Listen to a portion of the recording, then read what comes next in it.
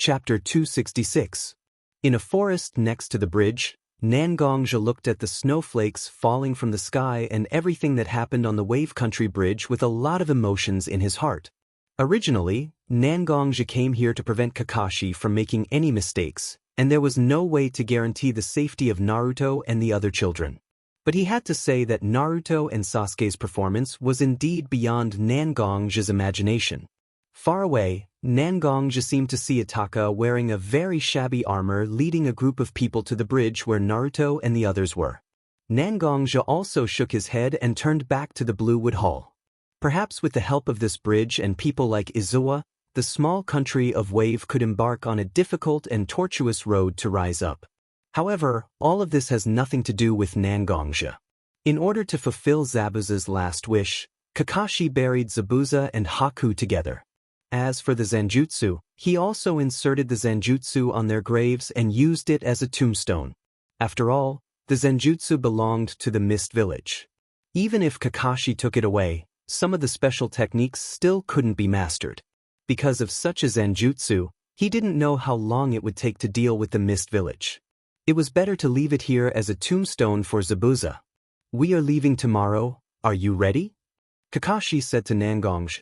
After all, Xianxia said that he would go to Woodleaf and Watergate to talk about some important information face to face. "Of course, I don't have any luggage, so I can leave anytime and anywhere." Xianxia smiled, but Kakashi's expression was a little hesitant. It seemed that he wanted to say something, but he didn't know whether to say it or not. "Do you have any questions to ask me?" Obviously, Xianxia also saw Kakashi's hesitant expression, so he asked. When Kakashi heard Xianxia's words, his heart sank, and he said to Xianxia, "As far as I know, such a Blue Wood Hall is actually established by a ninja organization, right?" Hearing Kakashi's words, Xianxia also nodded to show that it was true. And in Xianxia's heart, it turned out that Kakashi was hesitant about this. Indeed, he, a person who hasn't been in contact with Woodleaf for a long time, suddenly appeared in the subordinate organization of another organization. If it wasn't for his good relationship with Kakashi, and he also helped Kakashi do a lot of things in the past few days, Kakashi wouldn't use his own mouth to ask questions, but use his own kunai to ask questions. "Kakashi, I already know what you mean. This superior organization of Blue Wood Hall does have a lot of connections with me. That's why I can appear in this Blue Wood Hall, but I can assure you that this organization can't bind me. This time, I hope to go back to Woodleaf with you, and there are indeed various reasons. You can believe me." Although Xianxia still didn't tell Kakashi about his real relationship with the Bloodcloth Pavilion, he made it clear that although he had a relationship with the Bloodcloth Pavilion couldn't bind him to do things that he didn't want to do. This situation was enough to make Kakashi believe in Xianxia. After all, they were old friends who had known each other for many years. The understanding between them was also an important factor that made Kakashi believe in Xianxia. "Sorry, just now Kakashi stepped forward and patted Xianxia's shoulder with his hand, obviously a little guilty. After all, he suspected Xianxia. Although this kind of interrogation was no different from routine, no one liked the feeling of being suspected, right? "It's nothing. This is the Kakashi that I know, isn't it? Although sometimes he looks very lazy, on some matters of principle, Kakashi is absolutely not willing to have the slightest negligence." Xianxia smiled and said to Kakashi. After that, he didn't say anything. He just turned and walked into the inner hall of Blue Wood Hall. Only Kakashi was still sitting there, staring at Xianxia's departing figure. No one knew what he was thinking. The next day, early in the morning, Xianxia, Kakashi, and Naruto had already gotten up. The five of them quietly left the location of Blue Wood Hall. Obviously, they didn't want to disturb the people of Wave Country. They just wanted to leave quietly. Xianxia stood at the end of the bridge and looked at the looming Wave Country in the morning fog. He didn't say anything and left. Originally, because they had to worry about the speed of an ordinary person, Naruto and the others spent a lot of time on the way to Wave Country. However, this time, they were traveling with Xianxia. Naturally, they could travel at full speed. There was nothing special along the way, so after a short journey, Nangongzhi arrived at the gate of Woodleaf village. It was also a coincidence that the gatekeepers were still the two who didn't recognize him and Watergate, Gang Zitai and Xin Yuchun. This time, these two people recognized Nangongzhi. They didn't stop Nangongzhi and entered Woodleaf village. After bidding farewell to Kakashi and Naruto, Nangongzhi also returned to his home. How long has it been since I came back? Nangongzhi asked himself quietly. He found that he hadn't come back for several years, but the house was still very clean. It seems that Yabuki cleaned up the house for him again. Nangongzhi just entered his house, but an umbu suddenly appeared in front of Nangongzhi. But Nangongzhi looked very calm. There was no trace of panic when a person suddenly appeared in front of him. Nangong Shinobi, Hokage invites you. Sure enough, this umbu belongs to the fourth Hokage, Watergate's umbu. I was going to see Watergate. Although the time is different from what I imagined, it doesn't matter. Nangongzhi smiled, and suddenly his figure disappeared. As an umbu, it is common for him to suddenly disappear, but his target suddenly disappeared in front of him. This is simply a disgrace to the umbu. But there is no way. Nangongzhi is indeed much faster than him. Such an uncomfortable mood can only be endured by himself. The umbu surrounded him and finally found Nangongzhi's figure, and hurriedly used all his strength to catch up. As the person who invited Nangongzhi, if he is left far behind by Nangongzhi, how can he survive in the future? Chapter 267. So, you're back? After leaving Konoha for more than 2 years and nearly 3 years, you came back again? Watergate sat in his seat and looked at Nangongzhi with a faint smile. When Watergate first returned to Woodleaf village, he actually hoped that he could use Nangongzhi's power and reputation to stabilize the situation. After he left Woodleaf, those ambitious people were ready to make trouble. At that time, Nangongzhi agreed to such a proposal. But to be honest, the most difficult period for Watergate in Woodleaf was the 2 years when Nangongzhi immediately came to Woodleaf. Whether it was the pressure from the higher-ups of Woodleaf or the fact that his child was column force from 9 Tails, Watergate felt that a part of him seemed to have collapsed under the heavy pressure. Watergate, I understand. My actions will definitely make you complain, and I'm prepared to be scolded by you. But now, what we should be concerned about is not my leaving without saying goodbye, but something more important. Do you understand? Nangongzhi looked into Watergate's eyes and said very seriously to Watergate. Watergate was actually a relatively open-minded person.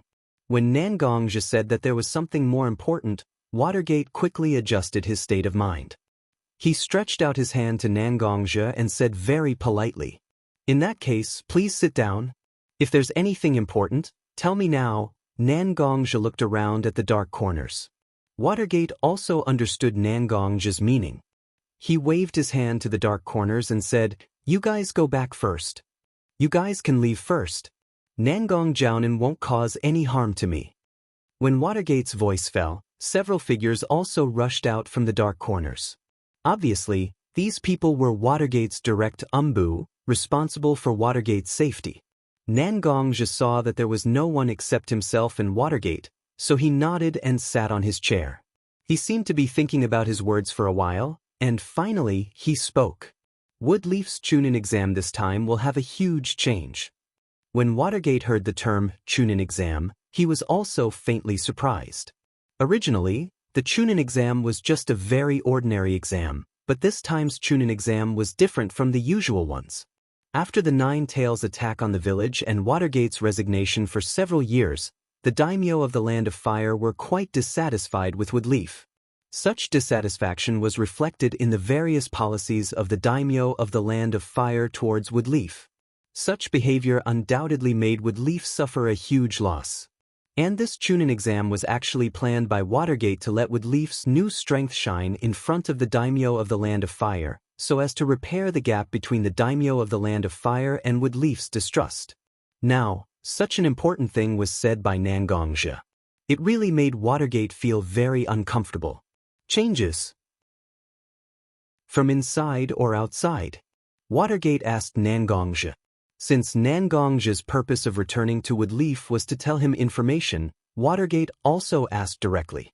No matter what Nangongzhi may ask for, as long as Watergate can get the information he wants, can't he? Seeing Watergate's meaning, Nangongzhi also smiled slightly. What if I say, both? When Watergate heard Nangongzhi's words, he had a look of understanding on his face. Indeed, if such a plan didn't have any spies in Woodleaf, even if Nangongzhi dares to say it, Watergate wouldn't believe it. It seems that you have a goal in mind? Seeing Watergate's face return to normal, Nangongzhi said to Watergate, "You've already said it to this point, how can I not think of it? The information of the Chunin exam was announced not long ago, but there are only a few invited guests. The supporters of Woodleaf, the Fire Country, and the Kazakage of Sunagakure, who cooperated with Woodleaf to hold the Chunin exam. If I were an enemy, I would definitely start with these two people. Because even if Woodleaf knows that these two people have problems, there is no way to directly start with them, right? As for the inside of Woodleaf, there are only a few people who can have the intention to cover up hostile people in the Chunin exam. It's nothing more than the two leaders of the elder group, Xuanxiao Chun and Mito Menitis, the 3 generations Hokage, and the actual leader of the root organization, Shimura Danzo. When the name Shimura Danzo was mentioned, Watergate's eyes suddenly flashed with light. Finally, Watergate understood why Nangongzhi returned to the village so anxiously, and even told him this information without any conditions. Everything is because of Danzo.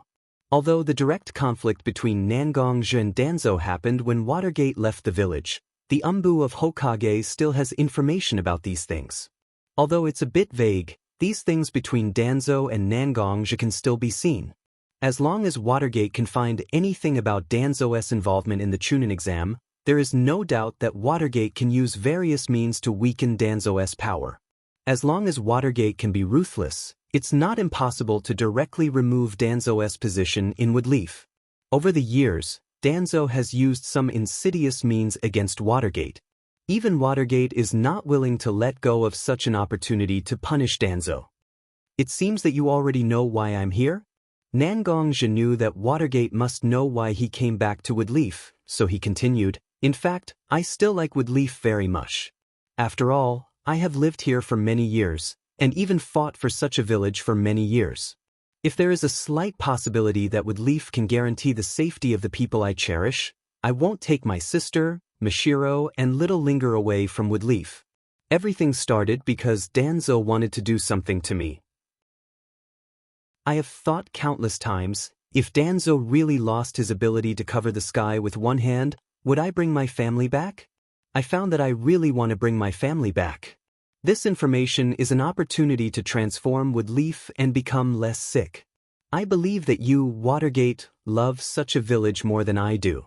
You can also see that Konoha is slowly decaying at this moment. Do you want to cut off a piece of rotten meat from Konoha's body, or let Konoha, this big tree, wither? I look forward to Watergate making the right choice." Chapter 268. It has to be said that language is really a magical art. In the beginning, although Watergate seemed to be polite to Nangongzhi, Watergate actually didn't trust Nangongzhi in his heart. After all, Nangongzhi has been in the Woodleaf for a long time, and Nangongzhi wasn't a ninja trained by the Woodleaf, so Nangongzhi's loyalty to the Woodleaf was really questionable. When Kakashi returned to the Woodleaf, not only did he hand over his task, but he also told Watergate about the relationship between Nangongzhi and the Blood Cloak Pavilion. Although the Blood Cloak Pavilion didn't cause any major trouble in the past few years, as the leader of an organization, the Blood Cloak Pavilion quietly scattered its seeds in every country. On the contrary, the other party still actively expelled them in the name of charity, which would only make people despise them for no reason. Therefore, whether it was the Land of Fire or other countries, they could only pinch their noses and let the Blood Cloak Pavilion set up a medical center in their country. However, there are many Umbu around each medical center from time to time, and once there is a move, it will be reported to the high-level ninja of each village. But this time, in the conversation with Nangongzhi, Nangongzhi didn't hide anything and directly analyzed the pros and cons for Watergate. How important the Chunin exam is, Nangongzhi was very clear in his heart. "Okay, I believe you. What kind of information do you have?" Watergate looked at Nangongzhi, although Nangongzhi was too straightforward when talking to him, and he didn't even have the slightest intention to conceal his purpose. But Watergate didn't hate such a person. In the past few years, he has dealt with the elders of Kiba and the group of old guys en route. Their cunning appearance really made Watergate feel a little tired. Suddenly, a person like Nangongzhi appeared, so Watergate also felt a lot more relaxed. The information I got is not so perfect, but now I can be sure that the Sand Village has been pulled into this group of people who want to do something big in the Woodleaf. After all, in the last Shinobi World War, the Sand Village lost a lot of people, and they have a motive to hate the Woodleaf. At the same time, it seems that one of the Sannin of the Woodleaf, Orochimaru, is also involved. It is worth noting that Orochimaru used to be a member of the Akatsuki. Although Orochimaru betrayed the Akatsuki in name, there are still some connections between the two sides. This plan to attack the Woodleaf inevitably has the Akatsuki in it. Nangongzhi saw that Watergate seemed to have trust in him, so he directly said this information to Watergate. Sand Village, Orochimaru, Akatsuki. Watergate heard these three names, and his eyebrows wrinkled. After all, none of these three are easy to provoke, and now they want to join forces to find trouble with the Woodleaf? This was truly a troublesome matter. It seems that it's time for me to let my master come back secretly. When the time comes, the Woodleaf will have me, the 3 generations, and my master, 3 Kage-level powerhouses. But the other side also has Kazekage, Orochimaru, and maybe even some Akatsuki members. In fact, we are in a passive state of defense. In such a state, we must make sure that there is an essential gap between our strength and the enemy's strength. But now, it's obvious that the strength gap between the two sides is not big, and we are even losing. After saying that, Watergate looked at Nangongzhi. When Nangongzhi had a conflict with Root before, the strength he showed was already Kage level or infinitely close to Kage level strength. If such a strong force joins his side, the odds of winning will definitely be much higher. Watergate's gaze was so obvious, Nangongzhi naturally understood Watergate's meaning, so he said to Watergate, "Since I'm here, naturally I'm not prepared to be a bystander. But you should also be clear about my condition. Woodleaf's rotten meat has been staring at me. After this matter, although Woodleaf may suffer some losses. But as the Hokage who can lead the whole village to resist the invasion of other people, such a name is extremely good for you. You get fame, I get safety, these two don't seem to have any conflict, right? Even if this rotten meat is really cut off, the power in your hands will be stronger. What's not to like?" Nangongzhi looked at Watergate and said with a smile. Although he doesn't like this kind of method, after all, he is the leader of the Blood Cloak Pavilion. Even if he doesn't like this kind of thing, he must understand it in his heart. For Woodleaf, Watergate, and Nangongzhi, Danzo is a thorn in their flesh, a thorn in their flesh, and a thorn in their flesh. If he can solve this problem as soon as possible, it's naturally a good thing. You go back first. This matter is of great importance, and it involves a lot of interests. Although I am the Hokage, this village is not under my control. If I make a decision, I will send someone to inform you. Although Watergate's words sound like a tactful refusal, Nangongzhi knows that Watergate has already been moved. But the Hokage family is not only composed of Watergate, there is also the existence of the 3 generations. Even if Danzo is disloyal, he is an old comrade of the 3 generations. Watergate has no way to decide Danzo's life and death. This trip, in fact, has already fulfilled Nangongzhi's expectations. Because as long as a new force like Watergate agrees with his ideas, then in order to fight for the interests of his new generation, in order to help those who support him to gain benefits, Watergate has no way to retreat. In that case, then I will take my leave. Nangongzhi cupped his hands to Watergate and was about to leave, but he couldn't help but say to Watergate, "Take care of Naruto more. In this battle in the Wave Country, Naruto has begun to awaken the 9 Tails chakra in his body. Although he can now forcibly control the power with his own consciousness, once the power is released too much, it will definitely go berserk. Go back and discuss with Shinakushina whether to continue to strengthen the seal of the 9 Tails or start to teach Naruto to use the power in his body. I hope you can make a decision early." After all, Nangongja was responsible for protecting the safety of Shinakushina and Naruto when Watergate left the village. He has a natural concern for Naruto and Nangongja. So although he knows that these words are not appropriate, Nangongja still said it. Don't worry. Kakashi has already told me these things when he came back. When I get home, I will naturally discuss this matter with Shinakushina and Naruto. Watergate didn't seem to take Nangongja's overstep to heart. Instead, he smiled brightly at Nangongja, as if he was very happy that his son could be cared for by others. Chapter 269. After a day's work, even though Watergate was already a Kage-level powerhouse, Hokage, such a high-intensity profession, still made Watergate's forehead ache. Fighting a battle of wits and courage with that group of old foxes is really too exhausting for his brain cells. Mom, I was so powerful at that time, Sasuke, that arrogant guy was completely unable to fight, but I suddenly burst out with a super powerful chakra to save him. Although I don't know where the sound in the sewer came from, it was a bit scary. Before entering the door, Watergate heard his son, Uzumaki Naruto, talking to his mother, Shinakushina, about his deeds in the Wave Country. Of course, he also exaggerated his role and belittled Sasuke. This kind of behavior, whether it was Watergate or Shinakushina, has been accustomed to. I'm back. Opening the door of his house, Watergate took off his haori and hung it on the hanger at the door, then shouted to his family. Hearing Watergate's voice, Shinakushina also hurried to the door of her house to greet Watergate. On the contrary, Naruto's originally excited face suddenly became a little cold, and he didn't follow Shinakushina to the door of her house to greet his father. Welcome back, Watergate. Just now, Naruto told me a lot about this mission. I didn't expect that even the Mist Ninja Zabuza was involved.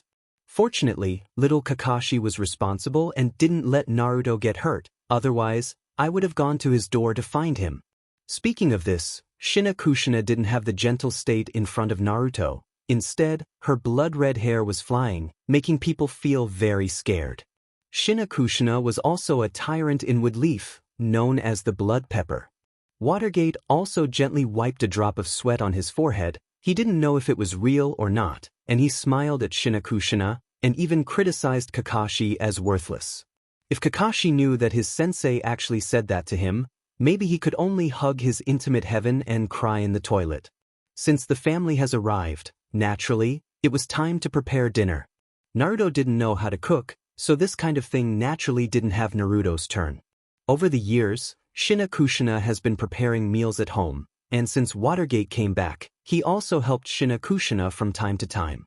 If outsiders saw this, they certainly couldn't help but praise family harmony. But for some reason, Naruto still has some feelings of rejection towards his father. After so long, although there was no Cold War between the two, they still kept a certain distance. There was no intimacy between Naruto and Shinakushina. Naruto, come and clean the table, then bring the food to the table. Seeing that the food was almost ready, Shinakushina shouted to Naruto, who was watching TV in the living room. Naruto also skillfully arranged the things on the table, then brought the cooked food to the table with Shinakushina. Naruto. While eating, Watergate suddenly called out Naruto's name. Naruto didn't even raise his head, just eating the food in his bowl.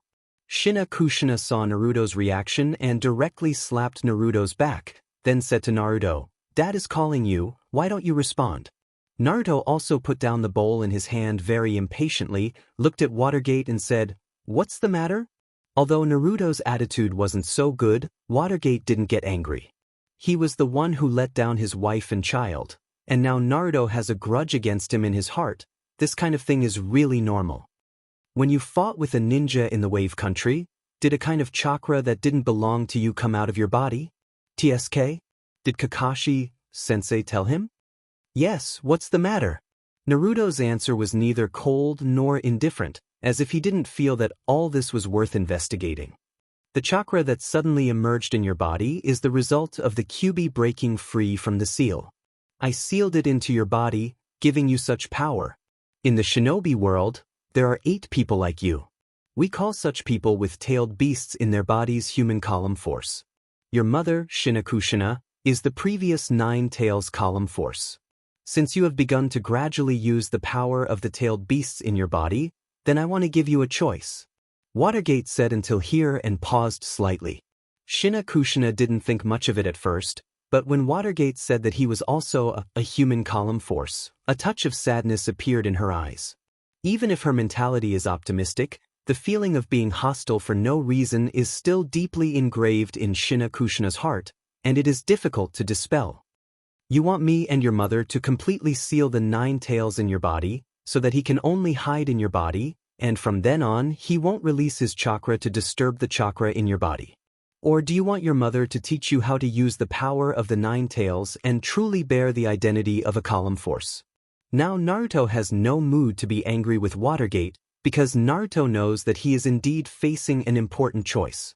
The 9 tails in his body is a problem that must be solved. Should he completely seal it, or should he borrow the power of the tailed beasts like all the column force? Naruto's young heart is facing such a choice that can determine his life at this moment. Watergate, Naruto is still so young. You're asking him to make such a choice now, isn't it a little? Xianxia looked at her child with some worry, then looked at Watergate with a slight reproach. As long as it is a mother, there is no mother who doesn't think for her child. Now that her child is obviously facing an extremely important choice in his life, Xianxia's heart is also in her mouth. However, Naruto, who had been silent, suddenly raised the rice bowl in front of him and started eating. I can't make up my mind for the time being. Since I know that I can't make my choice in a short period of time, I might as well eat properly and not let this trouble me. Chapter 270. Nangongja walked on the street near his house. It was about 5 or 6 o'clock in the afternoon. Most of the people who were working had finished their work and were heading home. On the contrary, Nangongja was very conspicuous, like a person who was going against the flow of the crowd. Walking aimlessly like this, Nangongja had a lot of thoughts in his mind. Although he brought Mashiro, Nangong-ro, and Little Linger to the headquarters of the Blood Cloth Pavilion, where the 3 girls could eat and drink without worry and were very safe, Nangongja still faintly felt that he was ashamed to face the 3 girls. It was clearly the most precious period of his life, but he had to hide in the depths of the Blood Cloth Pavilion headquarters. If it wasn't because he wasn't strong enough and couldn't deal with the attacks from the root organization, why would the girls have to stay in the headquarters of the Blood Cloth Pavilion? Little Xia? I just heard from Sakura that you came back with them. I didn't expect to meet you here.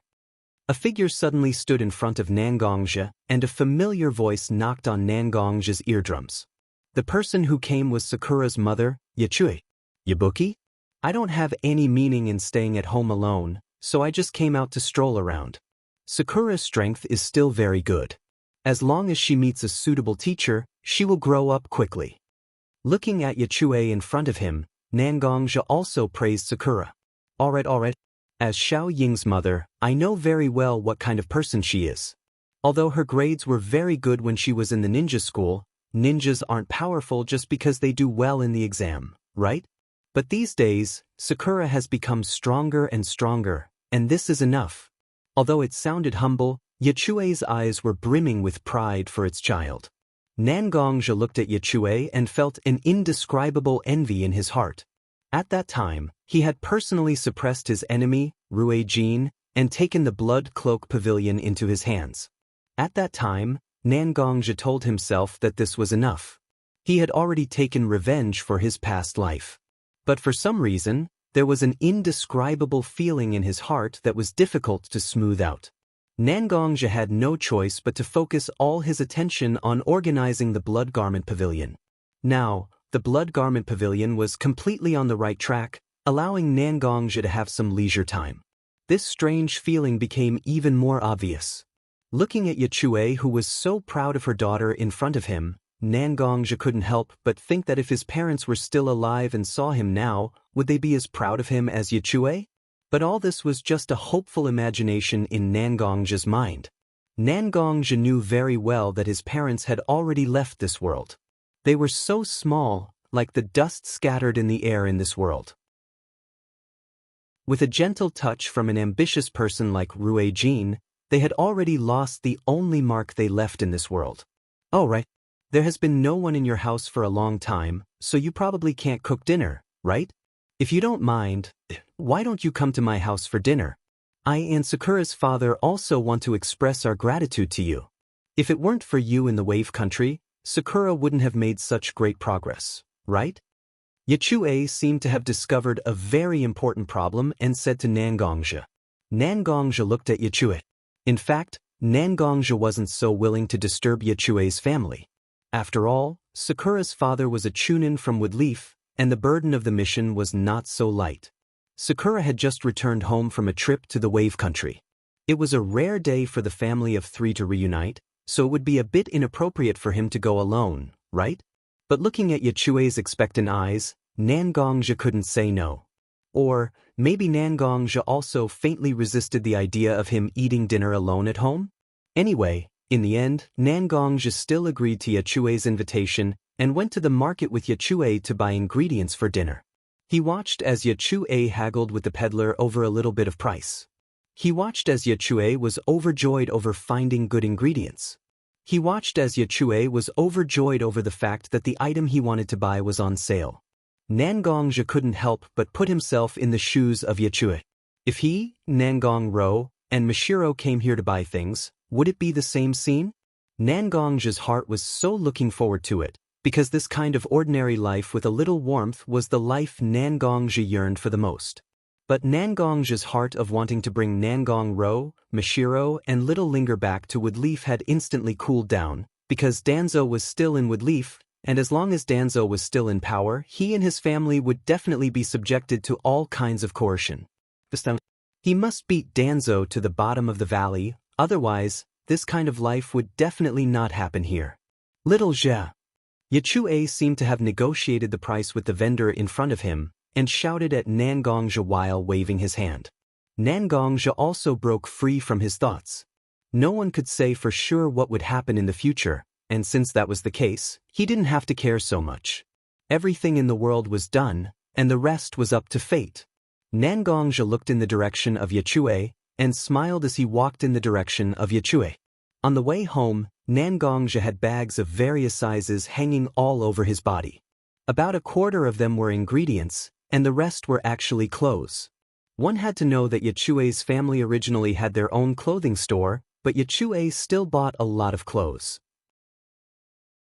It was glorified as observing and learning, but looking at Yachue's excited face, it didn't look like it was learning at all. Instead, it looked like it was venting its shopping desire. Okay, we're at the door. That guy in my family has always been unwilling to shop with me. A lot of the things I like have always been placed in the store, and this is simply torture for me. Fortunately, I met Little Jia this time, and he can help me carry these things. Yachue said excitedly to Nangongja and at the same time, complained about her husband. Why was Nangongja's eyes filled with light? Was this a public display of affection? This was a public display of affection. Chapter 271. Dear, I'm back. Yachue had just entered the door of his house. He hadn't even taken off his shoes when he shouted loudly inside. Nangongja also reluctantly put the big and small bags on his body on the ground and said softly, "Sorry to disturb." After taking the slippers handed to him by Yachue, Nangongja also took off his shoes. At this moment, Xiaoying walked down the stairs in pink pajamas with lotus flowers, looking like she had not woken up yet. She rubbed her eyes and looked at her mother with sleepy eyes. "Mom, you're back? What are we eating tonight?" "It's stew," Yachue said to Sakura, then she moved her body slightly and said to Sakura, "There is a guest today. Your uncle Nangong is eating with us because there is no one at home." Ah. At first, Sakura was still responding to her mother, but when her sleepiness gradually faded, Sakura finally saw Nangongja who was standing behind Yachue. She immediately screamed and ran upstairs to her room. Nangongja was about to say hello to Sakura, but Sakura had already run away. This made Nangongja awkwardly withdraw his hand that was already stretched out halfway. "This girl, Little Jia, is not an outsider. Isn't it just wearing pajamas?" "It's nothing," Yachue said with some blame, but then she still brought Nangongja to her house and let Nangongja temporarily sit in the living room for a while. Originally, Nangongzhi still hoped that he could be Yachui's assistant. After all, he actually knew how to cook. However, he was driven out by Yachui's attitude of, "This is my battlefield. If you dare to come, I will fight with you." With no choice, Nangongzhi could only sit in the living room of Yachui's house obediently. Although he had been here a few times, many places had changed. There were a lot of things like group photos. Nangongzhi had nothing to do, so he casually looked at the photos hanging on the wall. Among these photos, most of them were photos of Sakura. There was a photo of Sakura's first training with him. Because he was too fierce, she had tears in her eyes. There was also a photo of Sakura after she entered the ninja school and got the age medal. Of course, she joined Team 7 led by Kakashi. Photos with Naruto, Sasuke, and Kakashi were also included. Nangongzhi was looking at the photos enthusiastically. Sakura had already tidied up and walked out of her room. Just as she walked to the stairs, she saw Nangongzhi looking at some of her photos. Things like her photos, it was naturally nothing to look at, but once others saw them, an indescribable sense of shame emerged from her heart.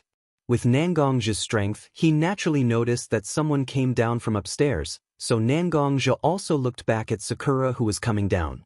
She slowly walked to Xiao Ying's side and placed her hand on Xiao Ying's head, caressing it slowly, just like how Xiao Ying acted when she first arrived at her house.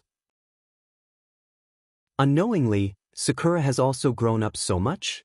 The little brat who used to cry at every turn has now become a strong and beautiful girl. To be honest, Nangongzhi almost watched Sakura grow up. From a young age, Sakura was very close to him, and he also treated Sakura as his own family. When he looked at Sakura seriously, he found that time really passed quickly. In the blink of an eye, the little girl had now become a slim and graceful girl. Not to mention little Linger, Mishiro, and Nangongro who were older than Sakura. Nangongzhi reflected on himself. Have I always regarded them too much as children? Sakura's performance in the Wave Country's mission was not so outstanding, but she also performed well as a ninja. Although her strength still needs to be improved, she can be considered to be able to protect herself. And little Linger has fought several times more than Sakura, and he has never relaxed his teaching of little Linger. Now, little Linger's strength has reached the level of an elite chunin. Nangongro herself graduated from the Ninja Academy, and her mastery and application of chakra is very delicate. In addition, she has transcended the boundary and synchronized her internal force with chakra. Such strength is actually infinitely close to the top level of Jonin. On the other hand, Mishiro, although he came from the root, has never practiced, and he is not so interested in practicing, but he has his own introduction to some management and operation. Now in the Bloodcloth Pavilion, it is Mishiro who has replaced him to command the overall situation. These three girls, he still treats them as children who have not grown up, so he carefully protects them. At this moment, Nangongzhi suddenly began to reflect on himself. Is his desire to protect too much? Although it is gratifying to be protected, excessive protection will become a heavy shackle on a person's body. Nangongzhi also understands this in his heart, but it is easy to know and difficult to do. Now, Nangongzhi has made such a mistake. On the other hand, when Sakura heard Nangongzhi's praise, she felt a little at a loss for a while. She blushed and ran directly to the kitchen to prepare dinner with her mother. Yabuki, brother-in-law Haruno hasn't come back yet? Nangongzhi saw that Sakura's father, Haruno Hajime, didn't seem to be at home, so he asked curiously, "This guy? I told him to go home early. Today, our daughter finally came back, so the whole family should have dinner together. I don't know where he went, but you don't have to worry, your brother-in-law is now on a long vacation, so he won't take on any tasks. Even if there is an urgent task, it won't be the turn of a chunin like your brother-in-law. He should be delayed by something, so he will be back soon, right?" Yabuki said to Nangongzhi, but there was a sense of comfort in her words. A profession like ninja, although it looks glorious, is very dangerous. The slightest mistake can lead to death. As the wife of a ninja, and even her daughter is a ninja, Yabuki must have a heavy burden in her heart, right? On the contrary, Sakura did not think as deeply as Yabuki and Nangongzhi. When she heard her mother's words, she turned her head and continued to busy herself with the things at hand. Chapter 272. With the efforts of the mother and daughter, the meal was quickly prepared and served on the table. Hajime Haruno was also sent home by the ninja who was originally in the same team as him. It seems that he couldn't refuse the invitation of the ninja who was originally in the same team as him, so he went to a dinner party together. As a result, Haruno Zuzu was attacked by his teammates repeatedly, and under the influence of alcohol, he died magnificently. Seeing the drunk Hajime Haruno being sent back, and his mouth was still muttering, "I'm not a henpecked husband. At home, my wife is very obedient to me," and so on, one could roughly understand how Hajime Haruno couldn't refuse. Yachue didn't lose her temper. Instead, she called Nangongja to help her send Haruno Zuzu back to his room. After that, Yachue helped Haruno Zuzu change his clothes and went downstairs to Nangongja and said, "This guy is such a coward." However, her eyes were full of love. Although she didn't say anything good, even Nangongja could see that Yachue loved her husband very much. "Sorry for letting you see this, let's eat." Looking at him like this, I'm afraid he won't wake up for a while. After we finish eating, I'll make a bowl of hangover soup for him. Nangongja also nodded. Although he liked wine, he didn't lose his composure because of drinking. First, it was because Nangongja was just a hobby of his. It was okay to drink a few glasses, but Nangongja was actually very resistant to being drunk. Second, it was probably because a person would lose some of their vigilance after getting drunk.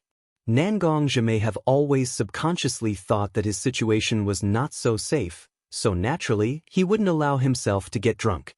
Of course, these were only Nangongja's thoughts, and it was not necessary to tell others. Seeing Sakura eating, Nangongja suddenly remembered something related to Sakura. "Sakura, did Kakashi inform you that Woodleaf Village is about to start a new Chunin exam?"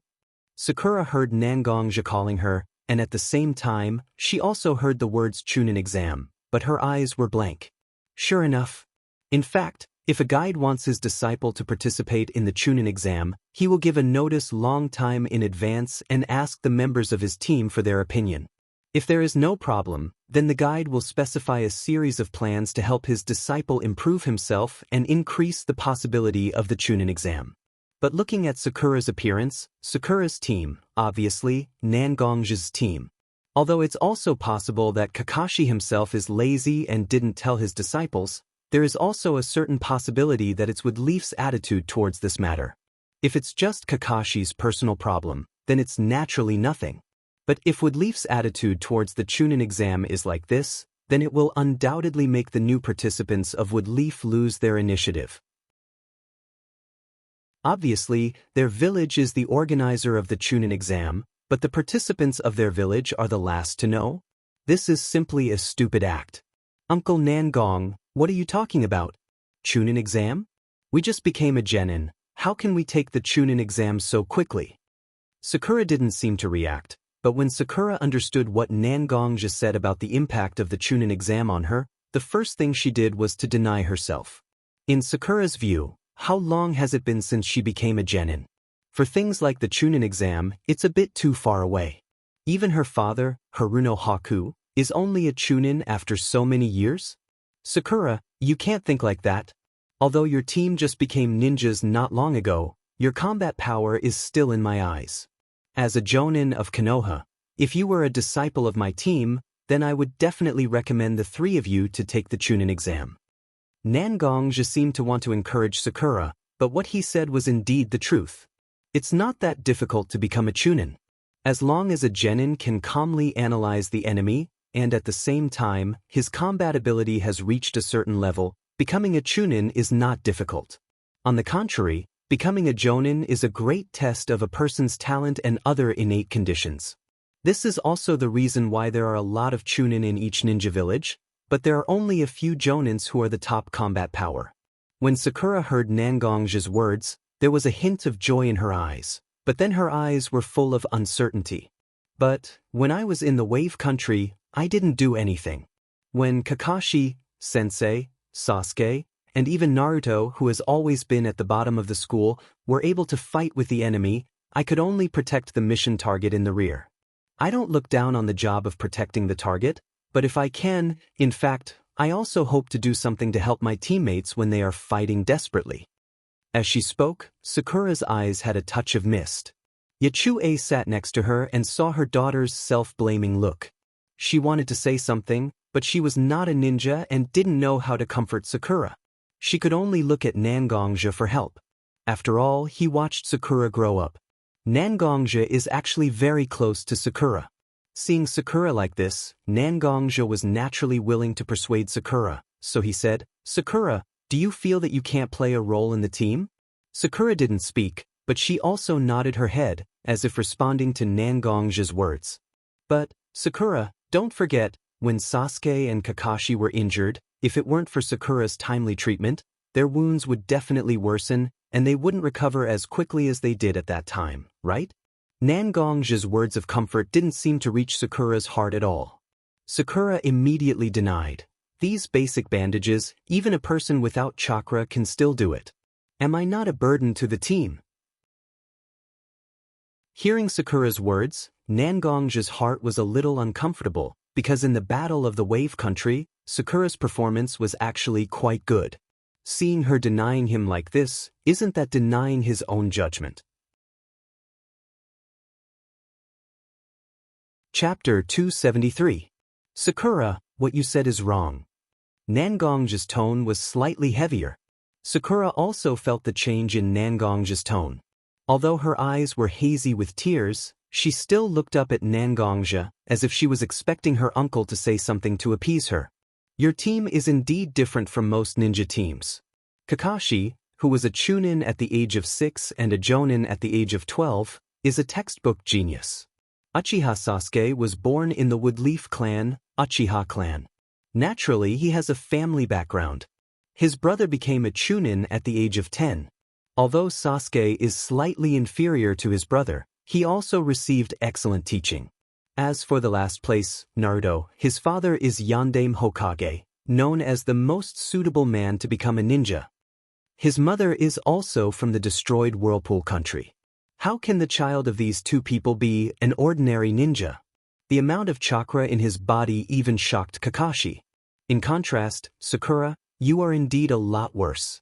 Your father is a chunin, and your mother is a civilian. The so-called family background and talent inheritance are not at all.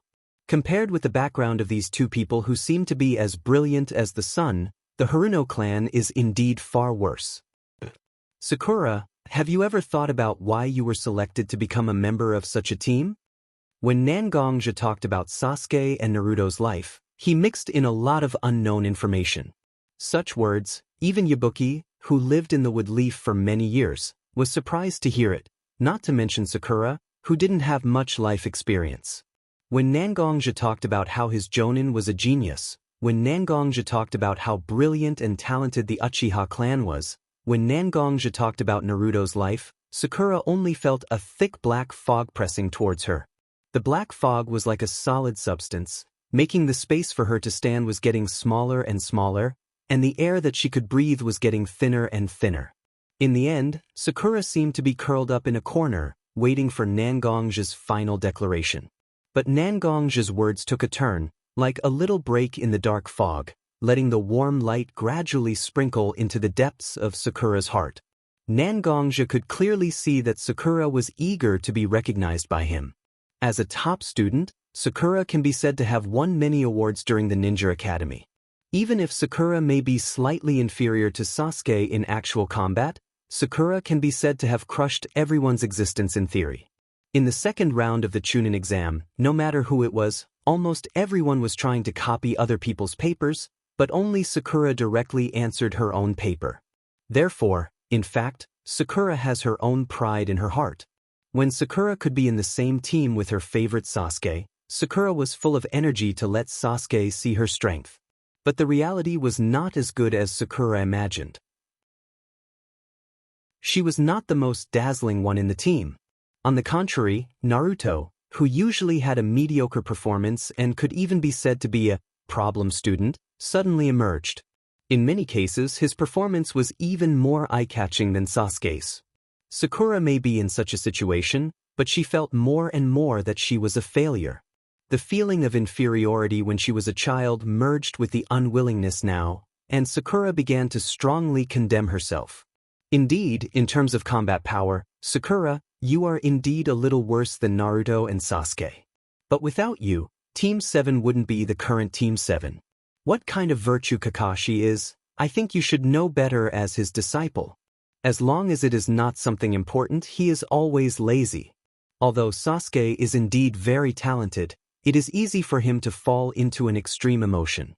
Although I have taught him kendo before, I hope that he can control himself, but a person's nature is doomed. Kendo is just a means. If he doesn't want to control himself, no one can do anything about it. Naruto dared to fight, and at the right time, he was full of explosive power. But he is also a reckless and rough character. Once he fights with people, it can be said that he doesn't care about anything. Although such a person is a powerful force, he also has a huge flaw. On the contrary, Sakura, although you are slightly inferior in combat power, you are also the top among the genin. As long as you can practice hard, you won't necessarily be worse than Naruto and Sasuke if you can play your strengths. Family background? Talent? These can indeed make a person's starting point higher, but that's all. At the end of the practice, it is still a test of a person's heart. Sakura, you are strong enough and hard enough. In my eyes, you are not inferior to Sasuke and Naruto, and you have more potential than the two of them. Self-denial is the biggest insult to all your past efforts, isn't it? Since you are aware of your shortcomings, you should work harder. If you can't catch up with them in one day, then work hard for a month. If a month is not enough, then work hard for a year. What is there that Xiaoying, who I watched grow up, can't do? Listening to Nangong's words, Sakura's eyes gradually became firm. In fact, for children of Sakura's age, what they need most is never comforting words, but unconditional support and encouragement from the people close to them. Perhaps in Sakura's eyes, her father, who is a chunin, and her mother, who is a civilian, are not so credible on such a topic, but the one who said such words to her was Nangongja, who has been regarded as a mountain since she was a child. I know Nangong-san. Indeed, if I continue to feel sorry for myself, I can't keep up with Sasuke and Naruto in my life. Since I have become a teammate of a team of life and death, I naturally have to work hard not to let them look down on me. With that, Sakura tried to eat a few mouthfuls of rice. In his eyes, there was a look of determination that was completely different from the one he had before. Naruto. Sure enough, it's a world prepared for people who want to push themselves, pow, up, woo. Chapter 274. When Team 7's vacation was over, Naruto and Sasuke's injuries were almost healed. Sakura also appeared in front of Naruto and Sasuke for the first time after Nangong's encouragement. Her originally long cherry-colored hair had now turned into a neat short haircut. This change made Xiaoying look even more valiant and heroic. Kakashi, as usual, did not appear at the previously scheduled time. After about half an hour, Kakashi finally arrived. His face was covered by a forehead protector and a mask, only a pair of listless eyes could be seen. Kakashi also seemed to feel that he should give an explanation for being late, so he scratched his head and said to Naruto and the others, sorry, I occasionally get lost on the road of life. Looking at the reaction of his three disciples, it was obvious that they didn't believe anything he said. While Naruto and the others looked at him with contempt, Kakashi also had the opportunity to observe his disciples' mental state after this short vacation. Naruto and Sasuke were fine, after all, they only suffered a little injury. After this period of rest, they have obviously recovered, and they looked quite energetic. But Sakura's change was very eye-catching. As Sakura's sensei, Kakashi actually did some research on them when he took over them. The reason why Sakura's long hair was not so in line with the ninja's requirements, Kakashi also knew a little about it. For Sakura's state, Kakashi, as a sensei, naturally knows about it. But as a person who didn't have much intimate contact with girls, and the only person who wanted to get close to them was already sacrificed, Kakashi didn't know how to comfort Sakura. He only hoped that she could adjust herself. But looking at the current situation, Sakura seemed to adjust her state faster than Kakashi thought. which made Kakashi feel particularly surprised. Kakashi's surprise was so obvious, his dead fish eyes have been staring at Sakura. After the initial confusion, Sakura also understood the reason for Kakashi's surprise. She also felt a warm current in her heart. Her sensei actually cares about her, doesn't he? Kakashi-sensei, I'm sorry that my previous state made you worry.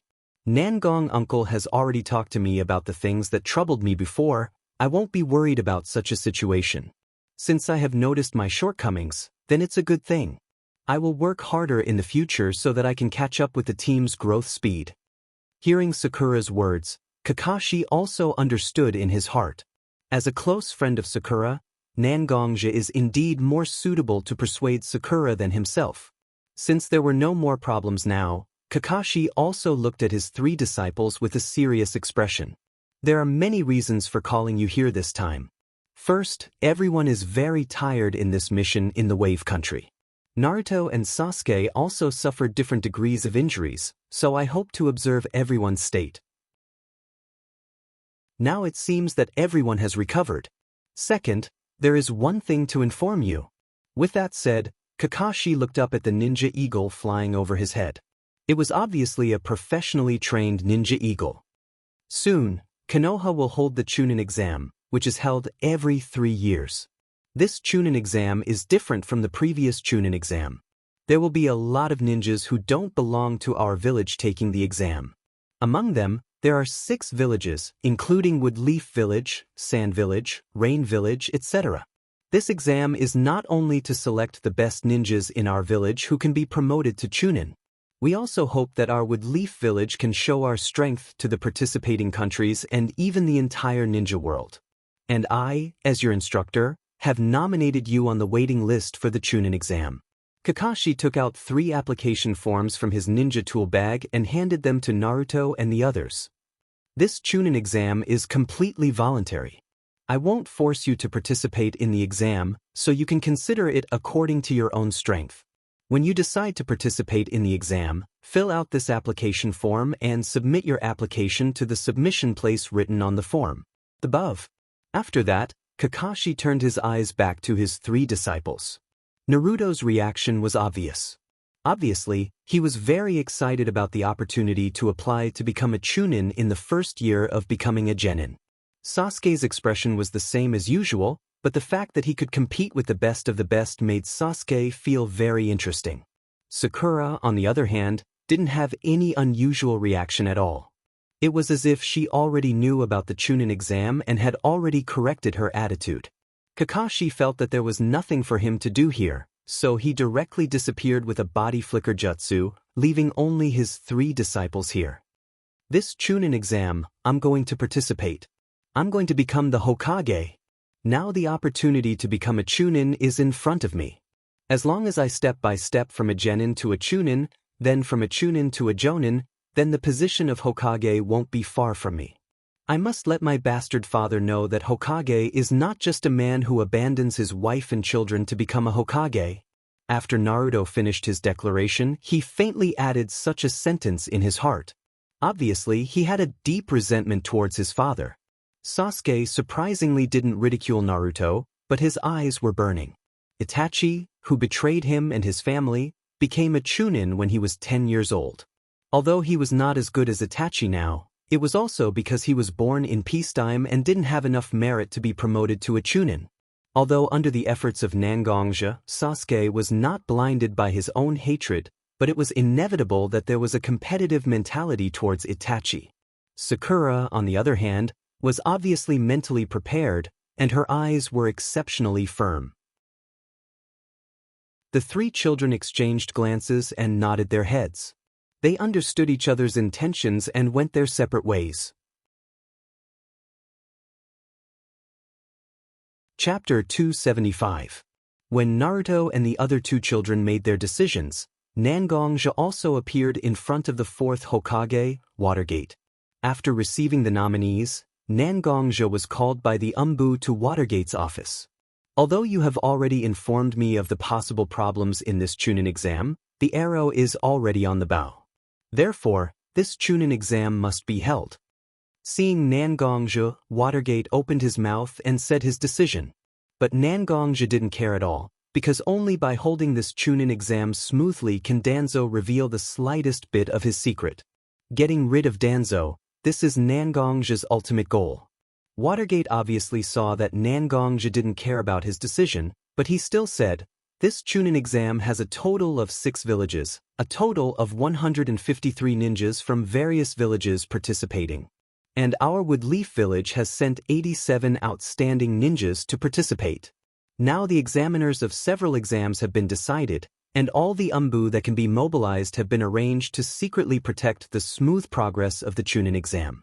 However, after thinking for a long time, I feel that the enemy will definitely leave some people among those who participate in the Chunin exam to confuse our line of sight. So, I hope you can help me check these ninjas one by one during the Chunin exam." After saying so much, Watergate didn't mention anything about Nangongzhi's request. But Nangongzhi understood that Watergate has already made a decision. In fact, Minato had already agreed to his request. But how can such an agreement be put on the table so directly? After all, in the eyes of most people, Danzo is still a responsible route leader for Woodleaf Village. Therefore, when Watergate gave the task of monitoring all the candidates to Nangongzhi, it was actually a disguised form of giving Nangongzhi some rights to investigate. As long as Nangongzhi can find even a little bit of Danzo's tail, then Watergate doesn't mind working with Nangongzhi to bring down the old fox Danzo. Originally, when Nangongzhi heard Watergate's arrangement, he nodded and was ready to leave. But Watergate took out a document from his desk drawer and handed it to Nangongzhi. Nangongzhi was also very puzzled why Watergate would give him a document at such a time, but Watergate has never been the kind of person without a purpose, so Nangongzhi opened the document in his hand and read it carefully. After a while, Nangongzhi finished reading the thin document. "Are you sure? I didn't expect that besides Shina Kushina, the Uzumaki clan actually has an orphan in the ninja world." Watergate nodded and took the document that Nangongzhi handed over to him. Then, he placed the document back on his desk, appearing to be very careful. This document doesn't have her surname, only her first name. But judging from her red hair and the characteristics of the sealing technique she used, she is indeed a descendant of the Uzumaki clan. Even this child may have inherited some of the sealing techniques of the Uzumaki clan, and it seems that she has awakened some rare ability. Shina Kushina herself is a descendant of the Uzumaki clan that we, the Woodleaf, have spent a lot of effort to find in the ninja world. If it weren't for the wife of the first Hokage being an Uzumaki, we wouldn't have been able to guarantee that Shina Kushina can inherit the sealing technique of the Uzumaki clan. I have tried my best to block this news, but it is only a matter of time before Danzo finds out. I need you to let this child join our camp as soon as possible, at least make sure that she doesn't fall into the hands of anyone with ulterior motives. If you want to exert the strongest strength of the Bijou, the bloodline of the Uzumaki clan is an important condition. Such a child, whether in the hands of other ninja villages or Danzo, will be a huge risk. Yes, Watergate and Nangongzhi are talking about another descendant of the Uzumaki clan, Uzumaki Karen. This time, because of Nangongzhi's information, Watergate spent a lot of effort to investigate all the information related to the Chunin exam. Even the information of every candidate has been seen by Watergate, and Karen herself is a ninja sent by Kusanagi village to participate in the Chunin exam. Her appearance, ninjutsu, and ability were all seen by Watergate. For such an important target, he had to ensure that she was in his hands. However, almost all the people he can trust have been assigned by him to ensure the smooth progress of the Chunin exam, so Watergate can only ask Nangongzhi to help him look after Karen. After all, Nangongzhi has something to ask of him. Such a simple goal is nothing for Nangongzhi, who has performed many difficult tasks in the past. As long as there are interests between each other, there is a certain degree of credibility, isn't there? Nangongzhi also understands that he can only stand in Watergate's camp at this time. Nangongzhi still has to help with such a small matter. Although he is a little uncomfortable with being ordered like this, now is not the time to worry about such a trivial matter. Watergate saw that Nangongzhi has agreed, and his heart was a little relieved. When Watergate found Karen, The first person he consulted was naturally his wife, Uzumaki Shinakushina, who is also an orphan of the Uzumaki clan. It was also with the help of Shinakushina that Watergate completely determined the identity of Karen. But at the same time, Shinakushina repeatedly begged Watergate to let Karen stay. Such a relationship between bloodlines is extremely common in the shinobi world, because most of the huge forces in the ninja world rely on their own bloodline to develop. Shinakushina, who originally thought that she had no relatives, knew that she may have a clan close to her bloodline. The excitement in her heart is indescribable. Perhaps Watergate also has the attribute of rake? Under Shinakushina's repeated pleas and some indescribable threats, Watergate put down his face and let Nangongja do these things for his own happiness and sexual well-being, and the importance of the Uzumaki bloodline. As for which of the above three factors is more important, Watergate will not tell others. Chapter 276. When Sakura, Naruto, and Sasuke all appeared at the registration place, their instructor Kakashi was standing in front of them. I'm very pleased that you all came. Because, although I told you that this registration is completely voluntary, as long as one of you doesn't come here, then you will lose the qualification to take the exam. The world that ninjas face is extremely cruel, and many times we can't trust anyone. But there is one kind of person who is an exception, and that is your teammates. When you are fighting with someone, it is your teammates who will protect your back for you. Such people, everyone has to give absolute trust to them. Therefore, the most basic requirement of the Chunin exam is to participate in it as a team. The trial has already started from the beginning, and you can participate in the next trial. When Kakashi said that teammates should trust each other, Naruto and the others also looked at each other. Aren't they like this? As long as the three of them can be together, no matter what trivial task or a head-on fight with a strong person like Zabuza, they won't feel any fear. Kakashi took the application form from the hands of the three of them and stepped aside, making way for Naruto and the others to enter the exam. Naruto, Sasuke, and Sakura also put their hands on the door handle. Together, they opened the door that will allow them to take the Chunin exam smoothly. You have to go to the 3rd floor, and there will naturally be someone there to tell you what to do next. Kakashi's voice came from afar, but they couldn't see where Kakashi's figure was. On the 3rd floor, which was supposed to be the destination of Naruto and the others, there was a farce at the moment. A person with a funny round eyes and thick eyebrows wearing a green tights was thrown to the ground by a ninja, but he didn't seem to be so convinced, and from time to time he resisted and said something. Sasuke glanced at such a farce but didn't react. Instead, he walked in the direction of the 4th floor.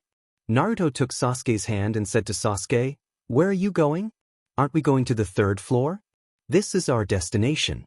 So many people are here, it can't be wrong."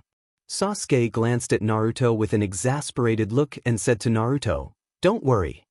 Don't worry so much, we have to go where we should go." Naruto looked at Sakura behind them for help, but Sakura just glanced at the place where the farce happened, and still followed Sasuke's footsteps upstairs. Looking at the place where the crowd gathered, Naruto was about to release his shadow clone jutsu to save the boy who seemed to be bullied. But the boy who seemed weak and easy to bully just now turned over and jumped up from the ground. His whole body seemed to be full of exercise. He didn't even look at the ninja who just stopped him, and walked briskly to Sakura who was about to go upstairs. Are you Team 7's Haruno Sakura?" Sakura looked at the boy again, but felt that she didn't have any impression of this boy at all. "I am indeed Haruno Sakura, but you..." The boy seemed to feel that he was a bit rude, and didn't introduce himself. Xiao Ying's face was flushed red, and she seemed to be very nervous as she extended her hands. She bowed slightly and said to Xiao Ying, "I'm Lockley, may I ask if you can date me?" After that, he raised his head, blinked his round eyes at Sakura, with a bright smile on his face, he revealed his big white fang. But, no matter how one looked at this scene, it was hard for them to accept it. Xiao Ying had a polite smile on her face. She walked in front of Xiao Li and said to him, I'm sorry, you're a good person. But, from your tight clothes, I can see that you don't know how to take care of yourself. And your shiny hair, please tell me how many days you haven't washed your hair?" What's more, with your extraordinarily thick eyebrows and round eyes, you're even more eye-catching than the frogs I've seen. So, please let me refuse. Refuse. Refuse. When Lee saw Sakura walking toward him, he felt that he had some hope of success. But after Sakura said those words with a smile, Lee's body began to gradually turn gray from his feet. When Sakura finished her last sentence, Lee had completed his gray transformation. There were even some cracks gradually appearing on his body, making him look like a worn-out plaster statue. Only Lee's mouth was still muttering the words Sakura said, "You're a good person, don't know how to take care of yourself, don't wash your hair, thick eyebrows, round eyes," and other words. Hey Lee, are you okay? A girl wearing a slightly masculine white jacket with two bun-like hair buns on her head walked out of the crowd and caught the grayish-white Xiao Li as she spoke to Xiaoying. Since he chose this kind of confession, I naturally have my own way to refuse him. Also, please turn your head and look at the person you caught. If you don't know him, and he suddenly comes out to confess to you, what will you do? I wonder what choice you will make? Sakura didn't get angry at the girl who suddenly came out. Instead, she said this to the girl. The girl looked at the gray guy in her arms who was barely breathing, and for a moment, she felt that she couldn't find any reason to refute Sakura. She really felt sorry for her teammates. So her sadness turned into anger, and one of her hands reached behind her as if she was about to take something out. But another person stood up, grabbed the girl's hand behind her back, and said, "Don't worry." Well, Tian. Since Lee came out and said these words to Haruno Sakura, then he should be prepared to be rejected. Now it's just an overreaction, let's put the exam first. As for them, we will naturally have the opportunity to educate them during the exam. Tian glanced at the boy's hand holding her hand, and her cheeks were a little red. He also nodded his head and helped Xiao Li up. Team 7 Genin, hello. I'm Team 3 Hyuga Niji, also a woodleaf ninja. I hope you can show your level in the exam for the woodleaf. After that, he turned and left. On the contrary, Sasuke seemed to be thinking about the background of this person with white eyes, and his eyes couldn't help but have some inexplicable hostility. Chapter 277. Naruto obviously noticed Sasuke's abnormality at the moment, so he quickly caught up with Sasuke, who was walking in front of him, and said to Sasuke with some doubts, "Do you know the guy with white eyes just now? Why does he look a bit like Hinata?" Sasuke didn't ignore Naruto's question. Instead, he looked at Naruto and said seriously, "I don't know the guy named Niji, but he does belong to the same family as Hinata from our class, the Hyuga clan, which was once known as one of the noble clans of Konoha, along with the Uchiha. In the next exam, we are likely to have conflicts with these people. Remember this guy with white eyes? A Hyuga ninja who has inherited his family is extremely dangerous." After that, Sasuke didn't pay attention to Naruto's repeated questions about the Hyuga family. He walked directly to the door of the first exam and reached out to open the door. The moment the door opened, a noisy noise came out from the door. The Chunin exam is an exam that involves 6 ninja villages and hundreds of ninjas. Almost everyone who can be in the top position of the genin is participating in this exam. Most of these people are relatively young, but their strength is very outstanding, so when such a group of people gathers together, it's inevitable that the air is filled with an indescribable smell of gunpowder. "Oh, sure enough, you are here too," a slightly lazy voice sounded in Naruto's ears. Naruto looked back and saw that Shikamaru Nara from his class also appeared in the Chunin exam. Naturally, as the remaining 2 members of Ino Shikacho, Akimichi Choji and Yamanaka Ino also stood beside Shikamaru. Looking around, Naruto found a lot of familiar figures.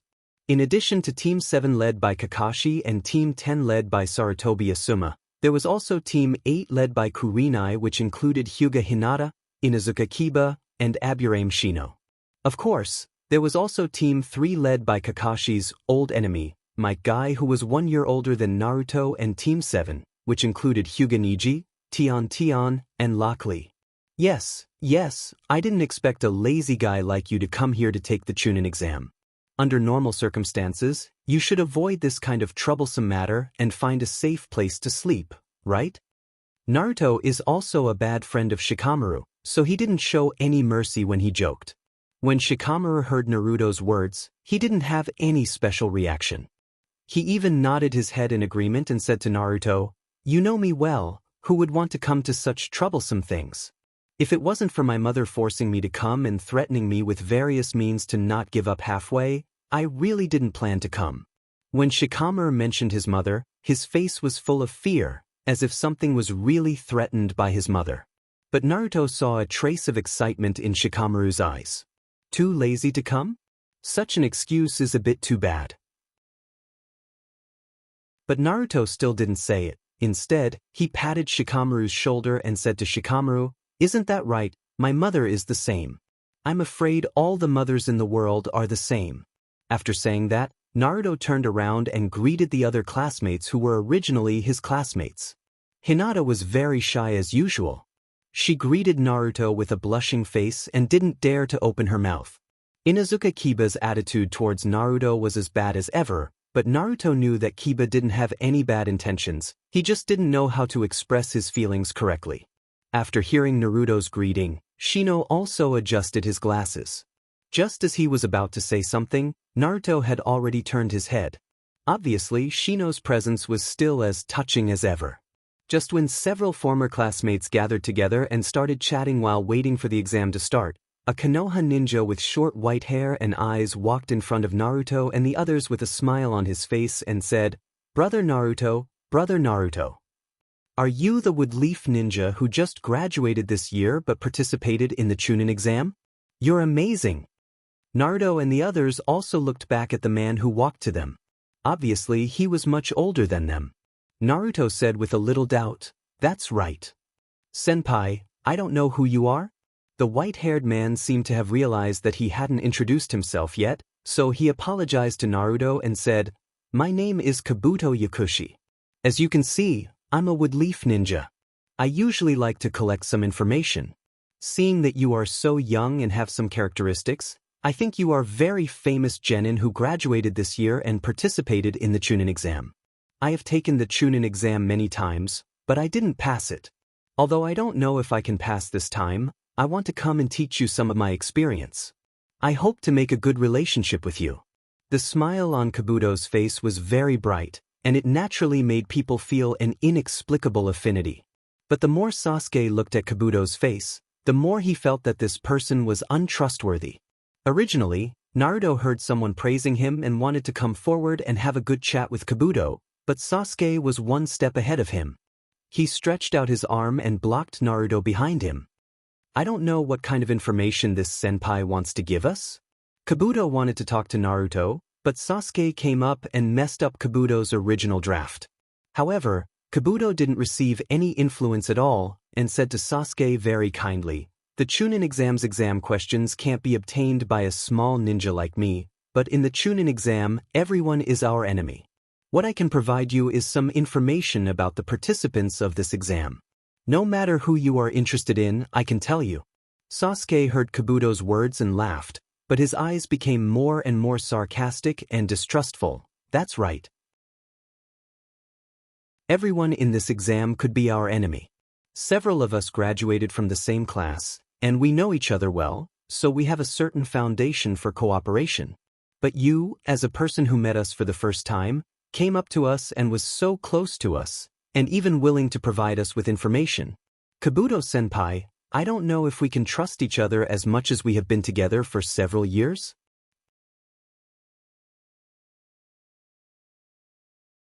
Chapter 278. Sasuke's words were very realistic. "You just said that everyone who participates in the exam is our enemy, but now you're actively providing us with information. What do you mean? The friendship between us has been slowly accumulated over a long period of time. It's natural for us to have a basic trust in each other. However, you're someone who has nothing to do with us. Why should we give you such a degree of trust? In a ninja's battle, information is indeed important.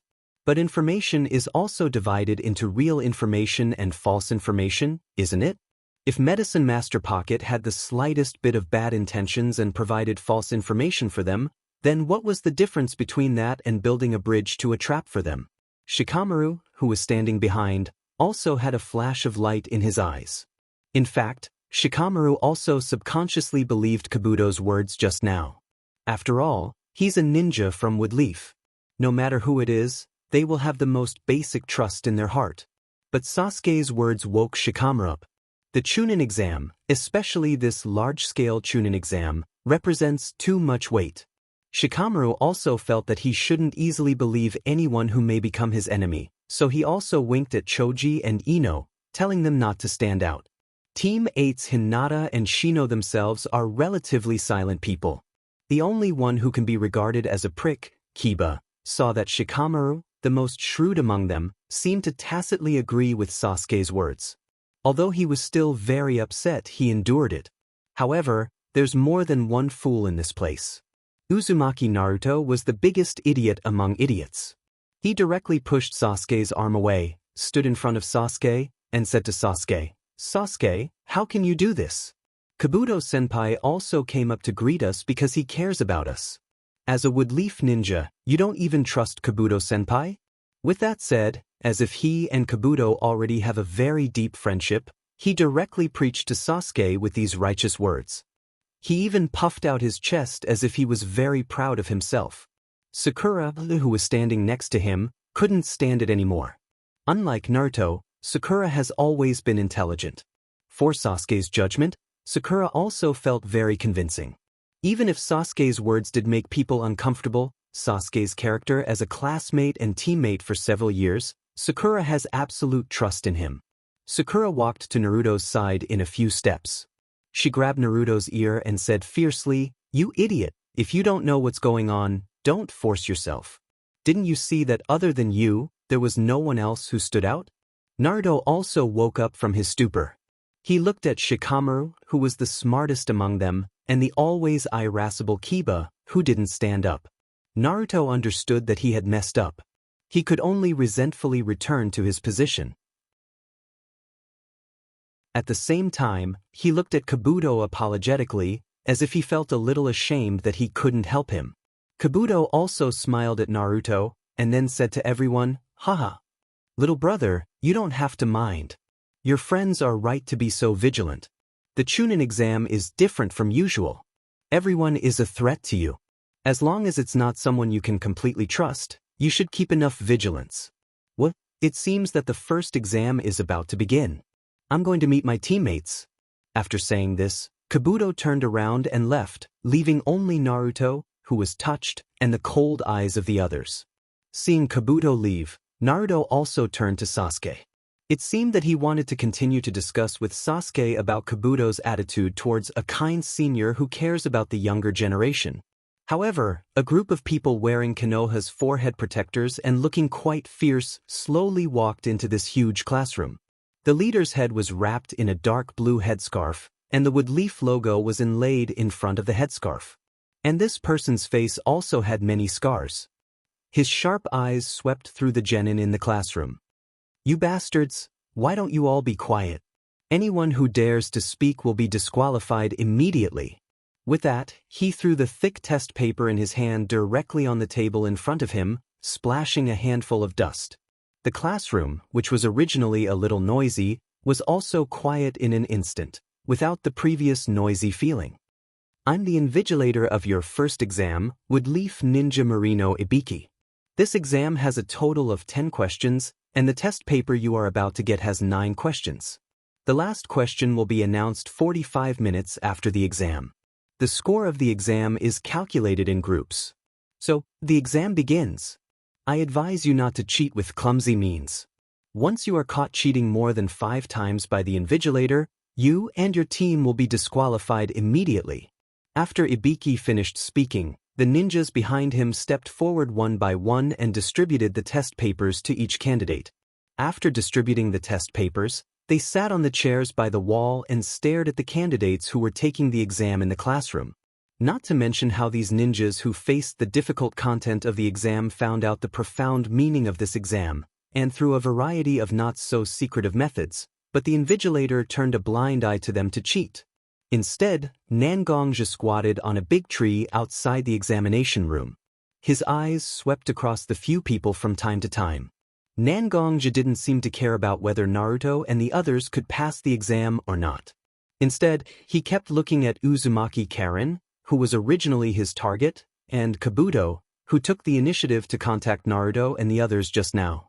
For some reason, Nangongja felt that there was something wrong with Kabuto. Nangongja waved his hand, and an umbu appeared beside Nangongja. He half knelt to Nangongja and said very respectfully, "Nen-sama, what can I do for you?" Without looking at the umbu, Nangongja said, "Go to the database now and retrieve the information of a ninja named Kabuto. Try to be as detailed as possible. I think there may be some problems with him."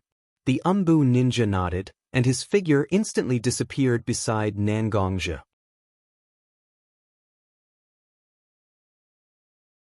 Chapter 279. Closing the file in his hand, Nangongja closed his eyes and recalled the information he had just read about Kabuto. Kabuto himself was an orphan who was adopted by the head of the Woodleaf Orphanage, Nanoyu, and was given the surname Kabuto. The records in the file were very detailed, from the time when Kabuto was in the orphanage, to the annual transcripts when he became a member of the ninja school, to the records of the missions he performed after becoming a ninja. But Nangongja faintly felt that something was not right. This sense of inconsistency lingered in Nangongja's heart and couldn't dissipate. Nangongja thought hard about every information he knew, but there was no way to find any flaws in it. It seems that Kabuto was the most ordinary ninja in Woodleaf, with ordinary experience. However, a thought suddenly flashed across Nangongja's mind. This record is too detailed. Yes, as the most ordinary ninja in Woodleaf. In the file of the umbu department, there should only be some important information, and even if some of the information is lost, it is very likely. After all, it's just the file of an ordinary ninja, and most of the documents in this era are paper documents. Such things are too easy to lose. But Kabuto's information is so detailed, it makes people feel that it is very unreasonable. After all, the umbu department is an important force in Woodleaf. If they have time to study the deeds of such a small ninja, it is better to send more people to perform more meaningful tasks, right? In Woodleaf, there are not many people who can tamper with a person's basic information and the information stored in the umbu department. It's nothing more than the Hokage or the root department. The Woodleaf families have no way to reach their hands in such a place. If Kabuto was really a Watergate person, it would be nothing. But before Watergate gave him the task, he didn't mention that he would have a helper, and according to Watergate's character, he wouldn't hide such a small chess piece in Nangongja. Then, there could only be one Black Hand, right? The leader of Woodleaf Root, Shimura Danzo. I've finally caught a little bit of your tail. Although you're just a small character, it might be of great use if I keep an eye on you, right? Originally, I thought that I would have to dig very deep to find your traces, but I didn't expect that you would actually reveal such a flaw. At the same time, Nangongja thought of his two teammates who were Medicine Master Pocket. Red Copper Armor and Jian Meiqing, as Medicine Master Pocket's teammates, they definitely had a deep relationship. It seems like during the second exam, I can sneak in and get some information, right? While Nangongja was thinking about how to get Danzo's weakness from Yakushi Kabuto, the first round of the Chunin exam was coming to an end. After a lot of people were taken out, the exam time finally reached the 45th minute, and it was time to announce the 10th question. Naruto was also nervously looking at Ibiki, who was standing on the stage. To be honest, Naruto couldn't do this test at all. Among the ninjas present, except for a few Chunins who were deliberately planted to provide the correct answers, only Sakura and Hinata did it themselves. Needless to say, Sakura is a top student. Although these questions are indeed beyond the difficulty of a genin, the person who made the questions also considered that some people may choose to do it with their own knowledge, so these questions can be solved with the theory learned in the ninja school, but it will be very troublesome. As for Hinata, it's not that she completely knows the test in front of her. After all, Hinata's results were only SOSO. The little girl was simply frightened by the ferocious Ibixi on the podium and had no choice but to answer the questions honestly. Moreover, the little girl even had the time to care about whether Naruto, who was sitting next to her, has yet to answer the question. She has been looking at the Chunin sitting in the corner, hoping that the invigilator will occasionally be distracted and give her a chance to show Naruto a question or two. But after all, he's a chunin, and it's just a short 45 minutes, he can concentrate at all. Therefore, although the little girl hoped that she could help Naruto, in the end, she didn't let Naruto copy the test. Ibiki looked at the genin who were copying in front of him using various methods that they thought were very secretive, and he seemed to be tired of it. He directly slammed his fan-like hand on the podium in front of him, and the loud sound directly made all the genin stop their movements. Hey, you trash! The 45 minutes are up, and I'm going to announce the 10th question of this exam for you. You have the right to choose whether to answer the question or not. If you choose the 10th question, and if you answer it correctly, regardless of the previous test results, I can directly let you get the full score of this exam. But if you answer wrong, not only you, but also your teammates will lose the right to continue the exam. At the same time, you will be finished. Body. Forbidden. When Ibishi said that as long as they answered the 10th question correctly, they would get full marks. Many of them smiled, but the price of failure that Ibishi proposed made everyone dumbfounded. Naruto was naturally one of the many people who were dumbfounded. Naruto only felt very nervous and glanced at his two teammates. Naruto found that Sasuke and Sakura were actually looking at him. Obviously, the two were also worried about Naruto.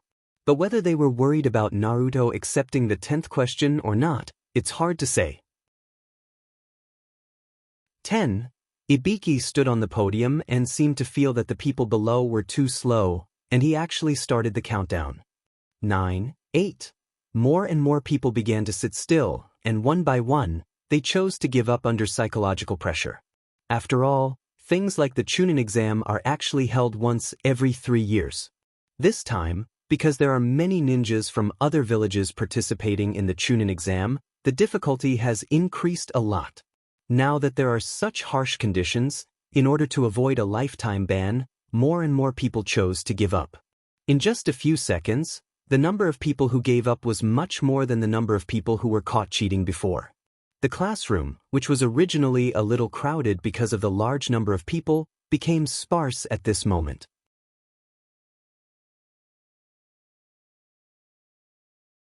Chapter 280. As a ninja specializing in wood-leaf interrogation, Ibiki is very good at grasping people's hearts. Obviously, with just a few words, he has already forced these genin to a desperate situation, making them feel that unless they have complete confidence in themselves, it's better to give up. Sakura, who was sitting behind Naruto, has been observing Naruto, and she has various calculations in her heart. Sakura thinks that this year's Chunin exam should be more difficult due to various reasons. Just if Team 7 gives up this time, they will definitely pass the next exam. After all, everyone is still young. Even 3 years later, they will only be 14 or 15 years old, and becoming a Chunin is already a good thing. Her index finger was slightly pulled by her own muscles, jumping up and down. Sakura thinks that for various reasons, it's better to just give up this opportunity to take the exam and let herself prepare for the next exam. However, just when Sakura was about to raise her hand, a loud voice sounded in the quiet classroom. It was Naruto, who slammed his hand on the table and said to Ibiki, who was standing on the podium, "You bastard, don't look down on me. I'll take the 10th question." Ibiki was also taken aback by Naruto's sudden behavior. Ibiki, who has a short temper, was ready to call his men to take away this troublemaker. But when he took a closer look, this person has yellow hair and blue eyes, especially the iconic beard on his face. Oh my god, isn't this the son of my boss? Ibishi swallowed the anger that was about to erupt. Fortunately, Ibishi had always been a cold person in front of everyone, so he didn't show any obvious signs of anger. But as an invigilator, Ibiki still has to deal with such a situation, so he can only try to make his voice sound more serious and said to Naruto, "Are you sure? Your decision is likely to involve your two teammates, making them unable to take the Chunin exam in the future. Can you bear such a heavy burden?" Naruto seemed to have calmed down. He glanced at his two companions and said to Ibiki with a smile, "The three of us are a team. Whether it's good or bad things, we have already decided to bear it together.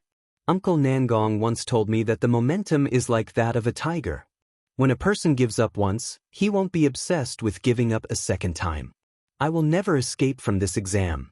Even if I'm a genin for a lifetime, it's much better than losing my temperament. Hearing Naruto's words, Ibiki also nodded secretly in his heart. These words are similar to fourth Hokage, but who is this Uncle Nangong? After hearing Naruto's words, the rest of the people who were swaying between taking the exam and not taking the exam also became firm. That's right, who is afraid of who?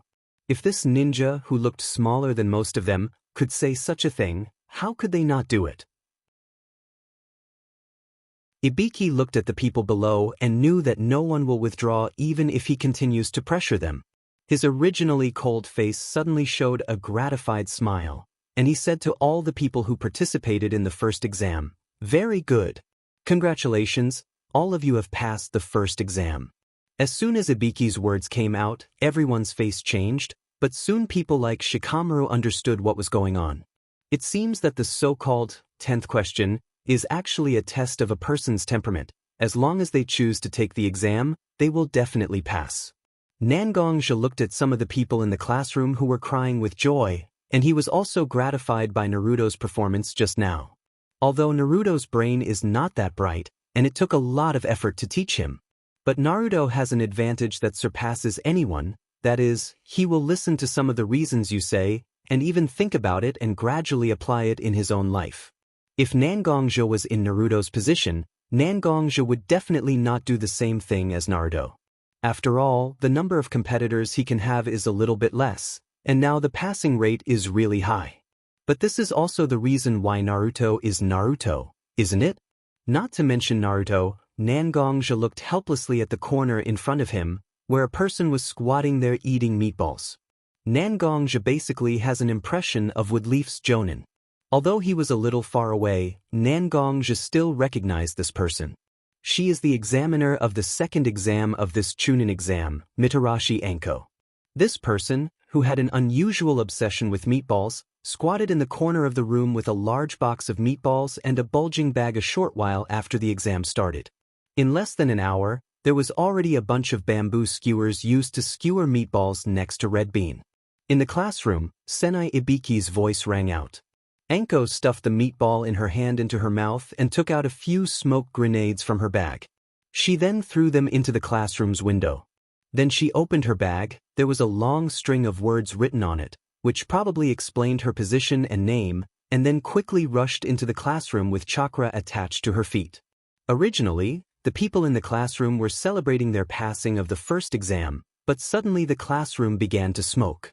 After the smoke dissipated, a woman appeared, posing in a very cool posture.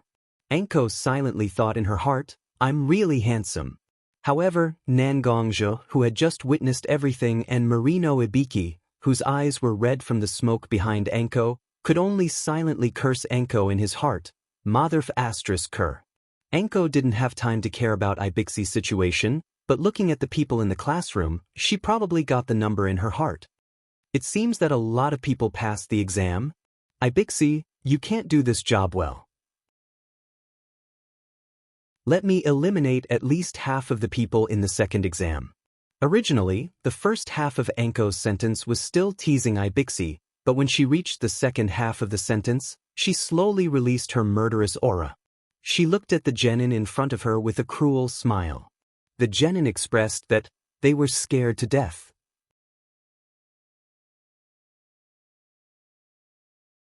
Chapter 281.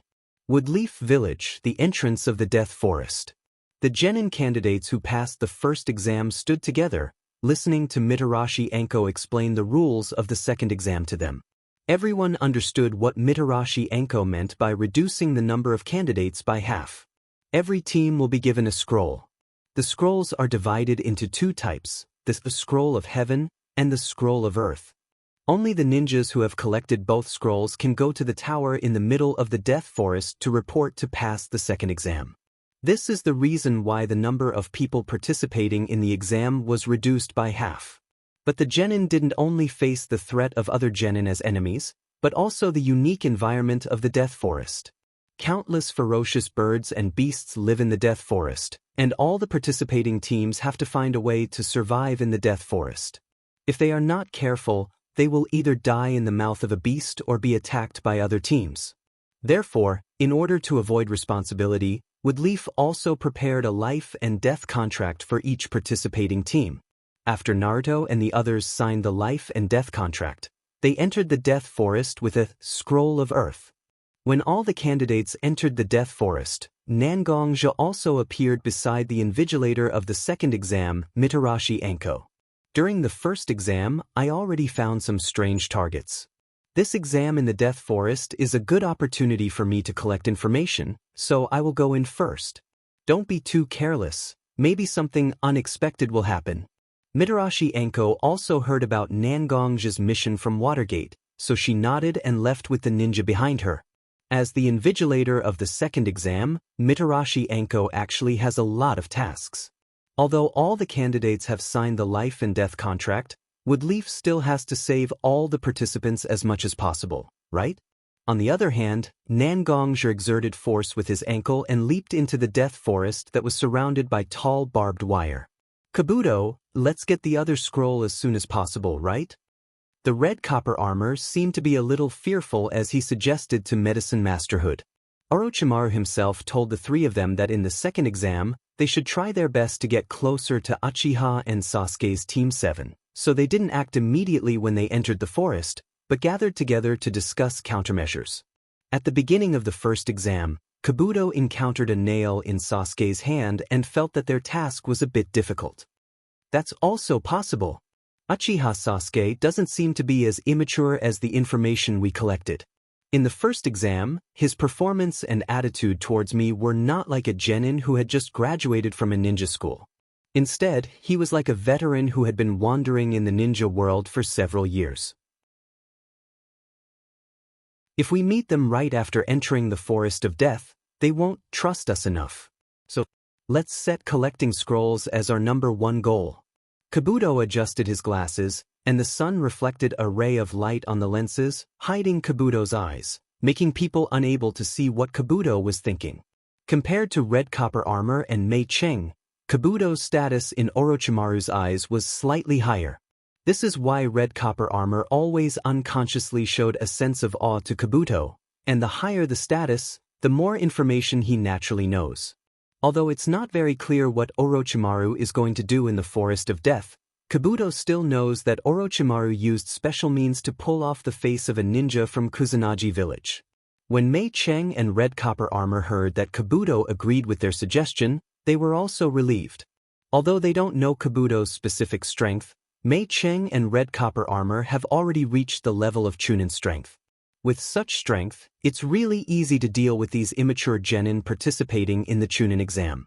As long as they find the right soft persimmon, passing the exam is simply a simple matter. However, just as the three of them were discussing their next course of action, Xianxia had already sneaked up to them. Kabuto is indeed a strong ninja. Combining his combat power and medical ninjutsu, he can probably be regarded as a special jonin, but Xianxia himself is not affected by chakra, and he is careful enough when moving, and he directly arrived beside the three of them. The conversation between the three of them entered Xianxia's ears without missing a single word. Orochimaru? These three people are all Orochimaru's spies. Xianxia's mind flashed with the Cold Man during the Shinobi World War. Orochimaru was forced to escape from the Woodleaf because of the human experiment. Xianxia naturally knew about such a big matter, but now Roots people are actually covering up their information. Does this prove that whether it was the human experiment or the current plan against the Woodleaf, Danzo and Orochimaru have always been in contact with each other? Xianxia took out a mask from his arms and took off his almost iconic robe. He was ready to catch all three of them and let Ibiki, who was depressed before, use his torture ability. He thought that Ibiki would be very grateful to him, right? Xianxia quickly circulated his internal force in his body, and his speed was almost comparable to a ninja's body flicker technique. He directly appeared behind Mei Cheng and directly chopped her neck, causing her to faint. And when their teammate was suddenly attacked, it naturally alarmed Kabuto and red copper armor. The two of them took out their weapons and looked at Xianxia, who had knocked Mei Cheng to the ground. "Or you?" Red copper armor said to the masked man who had knocked out his teammate. Nangongzhi didn't pay attention to Red copper armor's question. Instead, he continued his actions, and in a flash, he appeared behind Red copper armor. Obviously, it was the same method, but because of Nangongzhi's extremely fast speed, it was successful. When Nangongzhi looked at Kabuto, he found that Kabuto had turned into a small green snake. This is really... Did I underestimate this spy? However, capturing two people like Mei Cheng and Red copper armor is enough to prove the relationship between Orochimaru and Danzo, isn't it? Therefore, Nangongzhi wasn't worried about Kabuto escaping, he was just a small character.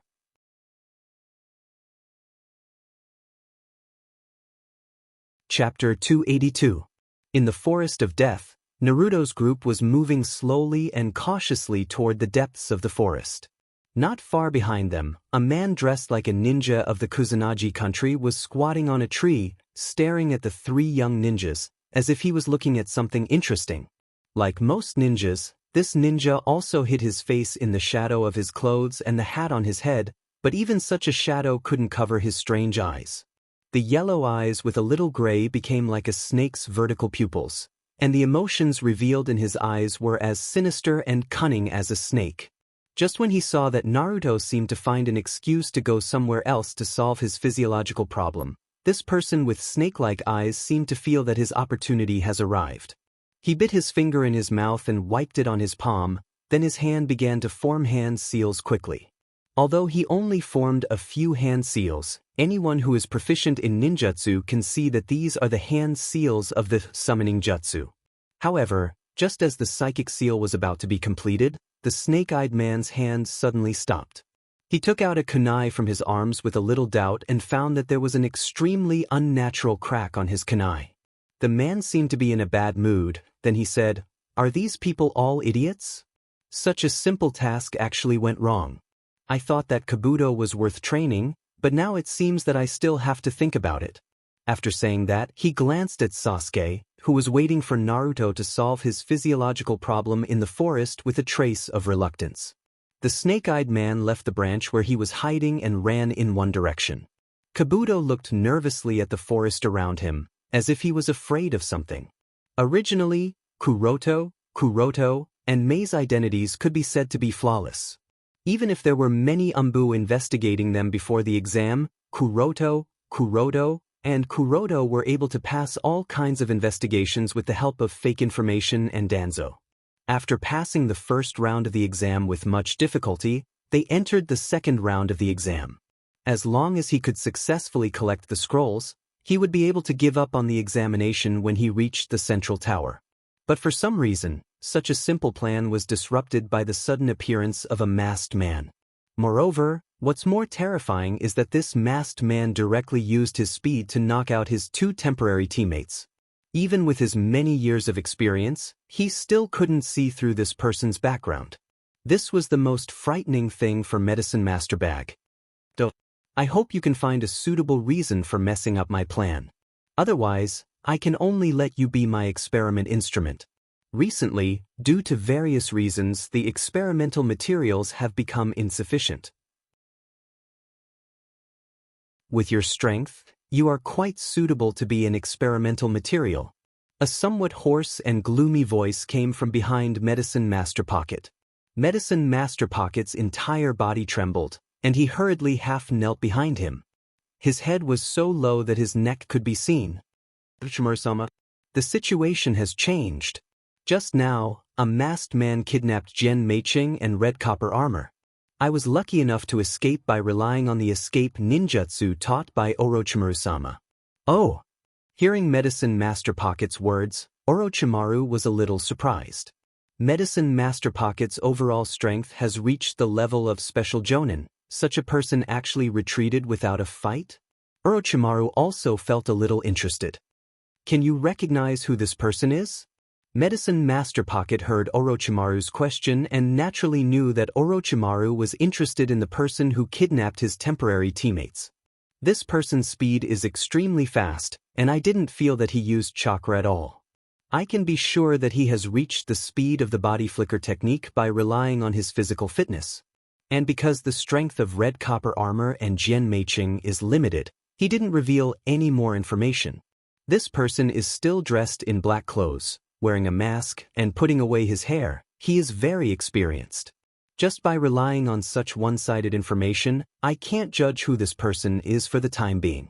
Orochimaru didn't scold Medicine Master Pocket for not getting more information. Instead, he rubbed his chin with his hand, as if he wanted to find someone from his memory who fits Medicine Master Pocket's description more closely, but he found that many people only fit one of the information. Either they are not strong enough, or they are not as cautious as this person. But Orochimaru is also a person who can see the overall situation, and soon he didn't care about the identity of the attacker. It's already good that you were able to leave so decisively and inform me of this information. It doesn't matter that Jian Meiqing and Crimson Copper Armor were captured. The information they know is really little. At most, they know your and my identity and our interest in Sasuke. It doesn't matter. But you don't need to take the exam this time. Just give up your current identity and go outside to prepare for the next mission. Orochimaru told Kabuto about the new task, and Kabuto himself was trained as a spy, so losing an exposed identity was not a big deal. So, he directly jumped away from Orochimaru. Orochimaru whispered softly in the same place. It seems that this Chunin exam is really interesting. There was information before that the old pervert has also returned to Woodleaf, so now the Kage-level ninjas in Woodleaf are 3 generations, Minato Watergate, and Jiraiya. It seems that the materials for that jutsu need to start accumulating, otherwise, it will be easy to fall into a passive situation. After that, Orochimaru also turned into many small snakes and disappeared. At this time, Nangongja also sent the 2 spies he knocked out to Anko. Anko seemed to have found the body of a hidden, faceless Kusanagi, and her whole body trembled as if she remembered something unpleasant.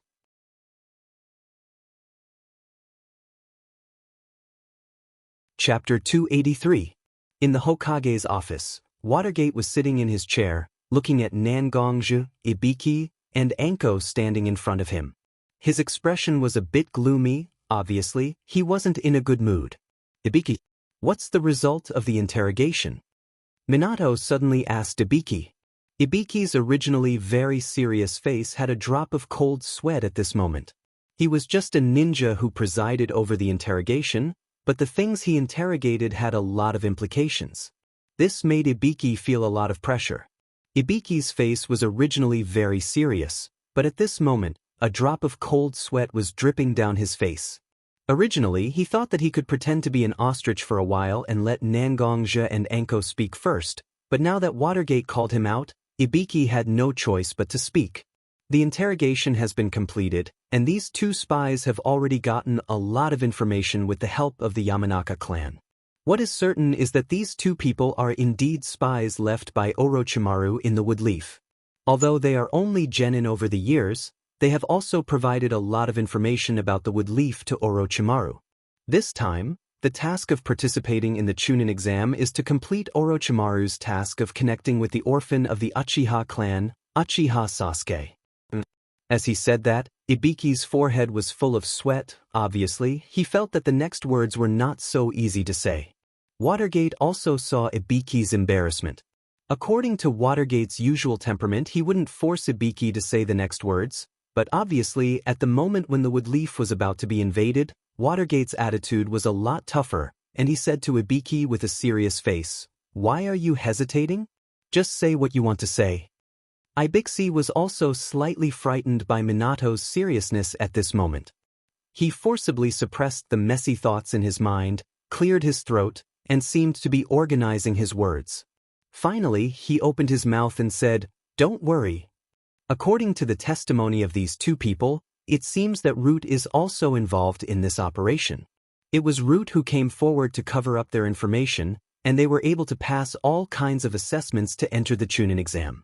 But this information can't be confirmed yet, so our interrogation department is still suspicious of such information. Although he said that he was suspicious, how could Ibiki not pay attention to such information when interrogating these 2 people? He constantly let the Yamanaka clan use psychic secret technique to explore the memories of these 2 people, and now these 2 people are almost like fools. But because of his position, Ibiki absolutely can't directly point the spear at Danzo, so he added the words of suspicion. Watergate's reaction, Ibiki's S, but the clenched fists on the table can't prove that Watergate wasn't as calm as he appeared. Shuego looked at Anko and asked, "What do you think? Is there any information on the second exam site?" Anko's eyes were also in a trance, and her pupils were even a little lax, but when she heard Watergate's question, she forced herself to focus and said to Watergate, "We found a place where a Kusanagi ninja participating in the exam had his face peeled off using a secret technique. Because of my familiarity with Orochimaru, I know that he has sneaked into the exam venue. Not long ago, we also sent a team of ninjas to explore the Forest of Death and found that Uchiha Sasuke of Team 7 has been cursed and is still in a coma." After saying that, it seems that the curse mark left by Orochimaru's experiment also began to move, making Anko's face look very painful. Hearing the words Team 7, Watergate's expression also changed. Isn't his son also in Team 7? What about the others in the same team? Anko thought for a while and said to Watergate, "Uzumaki Naruto and Uchiha Sasuke of the same team seem to have fallen into a coma. The Umbu ninja seems to have found traces of the Nine Tails chakra outbreak around them. But now it's certain that neither Uzumaki Naruto nor Uchiha Sasuke's life is in danger. Haruno Sakura also showed excellent medical skills and performed timely rescue. The Umbu has sent a team to follow them. Once there is any situation that may endanger their lives, the Umbu will directly take action. As a member of Woodleaf, Naruto's identity and importance are naturally well known, so after Anko found traces of Orochimaru, she immediately transferred an Umbu team to Naruto's vicinity." "That's good. Anko and Ibiki, you can leave for now. Nangong, stay for a while, I have something to tell you." After Anko and Ibiki bowed to Watergate, they also left respectfully. Nangong saw that both of them had left, so he found a sofa and sat down casually. "Did you contact the little girl from Uzumaki clan?" Watergate saw Nangong's casual attitude and didn't have any disgust. Instead, he asked his own question. "Not yet. When I found these two little mice, I immediately came to report. And I think it's better for Kushina to get in touch with this child than for me, isn't it?" Nangong said to Watergate, and at the same time made his own suggestion. Watergate also frowned, but he felt that letting Nangong contact such a little girl is indeed a bit of a waste of talent, so he nodded and said to Nangong, "Well, I will ask Shina Kushina to contact this child. Now that we know that Orochimaru has sneaked into Woodleaf, I have a more important task for you. As long as you complete this task, even if the plan to attack Woodleaf is really unfortunately carried out, our losses will be reduced a lot."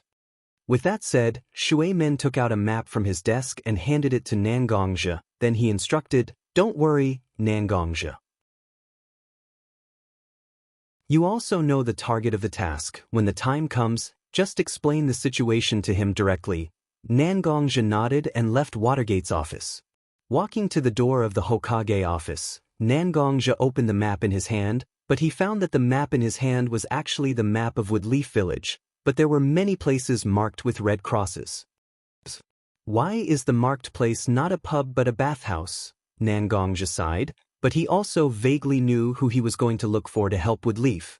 This person is indeed outstanding, but his character.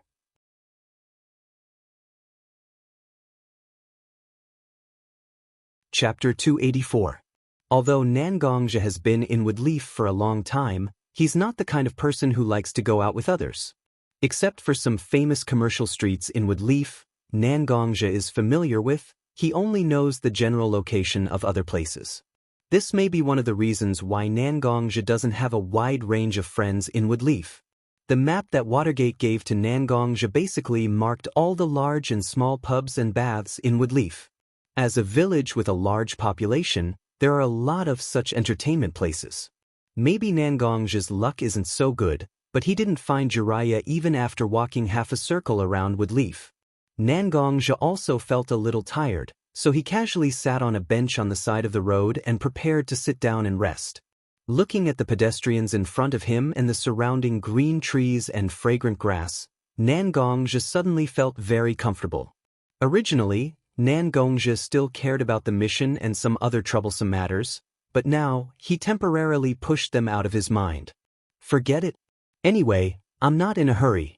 According to my speculation, Orochimaru's plan should be at least in the second half of the Chunin exam. At that time, all the important people will gather. This is the best time to act. Now, even if I find Jiraiya, with Orochimaru's hiding method, it won't be easy for anyone to find him, right? Perhaps because he convinced himself, Nangongzhi also took out the azure jade gourd that has been hanging on his back, opened the cork, and began to drink slowly. The azure jade gourd contains the lost drunken immortal wine. The drunken immortal wine that originally came from the banishment elder has been consumed by Nangongzhi. Under the urging of the liquor worm in his stomach, Nangongzhi has been staring at Aoki Jar after dealing with the affairs in the Blood Cloak Pavilion, hoping that Aoki Jar can make the drunken immortal wine. After referring to many ancient books in the Blood Cloak Pavilion, he finally made a wine similar to the drunken immortal wine. As soon as the cork was opened, the fragrance of the wine directly floated out of the azure jade gourd. Unlike ordinary wine, the aroma of the drunken immortal brew formed a white mist in the air and drifted in all directions. The people who passed by Nangongzhi only smelled the fragrance of the wine, but many of their faces turned a little pink as if they were drunk. Originally, many people noticed that the azure jade gourd in Nangongzhi's hand was the source of the wine fragrance, but although Nangongzhi was just sitting there, the residents of the Woodleaf noticed that Nangongzhi was extraordinary. As members of the Woodleaf, although their strength may be average, their eyesight was extremely accurate. Although many people were tempted, they noticed that Nangongzhi's strength must be extraordinary, so they didn't dare to disturb him. If you don't believe me, you can see a group of people squatting under a tree on the corner of the street opposite Nangongzhi. They were trying their best to sniff the drunken immortal wine in Nangongzhi's hand. Nangongzhi was too lazy to pay attention to these people. He just held his azure jade gourd and poured a mouthful of wine into his mouth from time to time. Nangongzhi drank the wine in his mouth, and just as Nangongzhi was about to raise the azure jade gourd to his mouth again, a hand reached out from behind Nangongzhi and grabbed Nangongzhi's wrist. "Hey, kid, don't waste this kind of wine. Let me taste it for you." The person who spoke in a very dissolute tone, like a madman who didn't care about anything. Nangongzhi also saw a strand of hair on his shoulder that belonged to the person behind him. It was a strand of long white hair. So Nangongzhi looked back and saw a person with 2 streaks of red oil paint on his face. His white hair was a little messy, and the word oil was written on his forehead was standing behind him. "I say, Jiraiya-sama? I haven't seen you for so long, why do you want to drink my wine?" Jiraiya also looked down at Nangongzhi, as if he didn't recognize Nangongzhi. He just looked at the azure jade gourd again. Today, I don't know why, but a kid has been haunting the tavern and the bath. In order not to let this kid bring me trouble, I endured for a long time and didn't show up. But this kid actually took out such a good wine, I can't miss it, can I? Although Jiraiya kept calling him brat and brat, Nangongzhi knew that Jiraiya was actually clear about his plan to find him. But maybe Jiraiya didn't know why he was looking for him, so Nangongzhi also said to Jiraiya, "Actually, this kid originally wanted to find a senpai to drink with. But after looking for a long time, I didn't find this senpai at all. Everything can wait, but wine can't wait, right? Since I can't find him, I have to enjoy it myself." After all, a snake sneaked up to the tree. As a person leaning against the tree, I naturally had to enjoy myself. This snake wanted to break my back. This is a huge snake. When Jiraiya heard the word, snake, the hand holding Nangongzhi's wrist trembled, as if he didn't think of this matter. So, Jiraiya's expression also became serious. "You mean, a snake came to the Woodleaf?" Not only that, many people came to the Woodleaf with the snake, they came with saws and axes. But there aren't many people looking after the tree right now. That's why I came here, hoping to find someone to look after this tree with us. Nangongzhi said to Jiraiya, but both of them looked calm. Obviously Jiraiya has realized the importance of this matter. A group of people led by Orochimaru wanted to destroy the Woodleaf? Although Jiraiya left Konoha for various reasons, few people can surpass this former Sanin's feelings for Konoha. It seems that Watergate asked you to come to me. I also came back because I heard some rumors, but I didn't expect the situation to have reached this point. Since Watergate asked you to come to me, then I can't refuse. I will go to the Hokage's office now, and when I understand the situation, I will come to drink with you. After that, Jiraiya jumped on a nearby roof and ran all the way to the Hokage's office.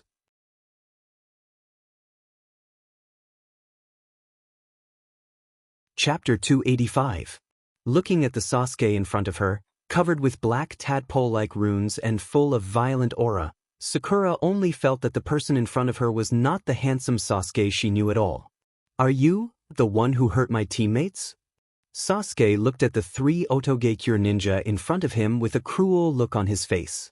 After Sasuke and Naruto fell into a coma, Sakura had been carefully looking after the two of them, but Naruto was in a coma because of the battle with the man who claimed to be Orochimaru. Sasuke was even more dangerous. After being bitten on the neck by the man who claimed to be Orochimaru, he had been in a coma with a high fever. Sakura, who was usually the object of protection, suddenly changed her role and became the person who protected her 2 teammates. However, shortly after Sakura moved her 2 teammates into this tree hole, 3 Otogekure ninja jumped out. They seemed to not only want to snatch the scroll belonging to Team 7, but also want to kill the 3 people of Team 7. In order to protect her teammates, Sakura had to stand up and fight these 3 ninja. At first, these 3 people didn't think highly of Sakura and only sent one person to deal with Sakura. However, Sakura was trained by Kakashi and Nangongja after all. Not long ago, she strengthened her beliefs with the help of Nangongja. When the real battle started, Sakura directly suppressed the Otogekure ninja who was sent to fight with her. Seeing that their teammates couldn't attack, the other 2 Otogekure ninja couldn't sit still and joined the battle together. If it was a one-on-one, Sakura had the confidence to win. But when these 3 ninja came up to fight with Sakura together, Sakura could only barely protect herself. Under the special sonic attack of Otogekure, Sakura also suffered a lot of injuries. Whether it was her nose or ears, they began to bleed. After that, Ino, Sakura's former classmate and one of her best friends, also jumped out with her teammates to help Sakura resist the attacks of these 3 Otogekure ninja. The battle barely maintained a balance. At this time, Sasuke, who was still in a deep coma with a high fever, woke up. Moreover, Sasuke's body was covered with black runes from the initial bite, which made Sasuke's appearance look very strange. Sasuke's special state not only made Konoha's ninjas stop their movements, but also made Otogekure's ninjas look surprised. Curse Seal was not so unfamiliar to several people from Otogekure. You know, among the ninjas of Otogekure, the 5 ninjas of Otogekure were all people with Curse Seal. And Sasuke's body was now covered with black runes, which was the appearance of the first stage of Curse Seal. This made the 3 ninjas of Otogekure, who didn't know what happened, a little dazed. But the ninjas of Otogekure didn't move, but it didn't mean that Sasuke didn't move. At this moment, Sasuke's eyes have automatically turned into the 2 Tomo Sharingan state, and the 2 Tomo were spinning quickly. Sasuke only felt that his heart seemed to be ignited by a flame. When his eyes looked at the 3 Otogekure ninjas who hurt his companions, the emotion of wanting to tear them apart couldn't be suppressed. So, Sasuke decided to dispel this feeling in his heart. Beyond his usual speed, Sasuke quickly came behind an Otogekure ninja, grabbed the ninja's 2 wrists with his hands, and stepped on the man's back with his feet. Sasuke said to the ninja who was caught by him, "It was your hands that injured my companion, wasn't it?" Before the ninja of Otogekure could respond, Sasuke had already pulled the man's arm in his direction with both hands. The huge force directly dislocated the ninja of Otogekure's arm. Such severe pain made the ninja of Otogekure scream loudly, and a layer of hazy sweat appeared on his forehead because of the severe pain. Such a miserable scream naturally reached Sasuke's ears, but such a harsh sound made Sasuke feel an indescribable pleasure. Sasuke's heart was eager to hear more of such sounds. But how could he increase the number of such sounds? Sasuke's eyes were a little puzzled, and he tilted his head slightly as if he was thinking. It didn't take long for Sasuke's eyes to light up. Letting go of the ninja's hands under his feet, Sasuke reached his hand to the ninja tool bag behind him, and a kunai was in Sasuke's hand. His eyes wandered around the body of the Otogekure ninja under his feet. Finally, as if he had chosen a target, he directly inserted the kunai in his hand between the ribs of the ninja under him. Because it could avoid the ribs, the kunai quickly inserted itself deeply into the Otogekure ninja.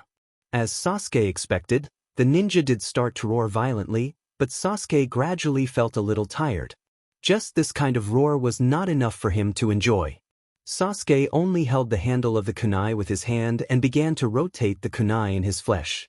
The width of the kunai was greater than the distance between the ribs, so when rotating the kunai inserted in the flesh, the Otogekure ninja's ribs were inevitably damaged, and some broken bones were also inserted into the Otogekure ninja's lungs.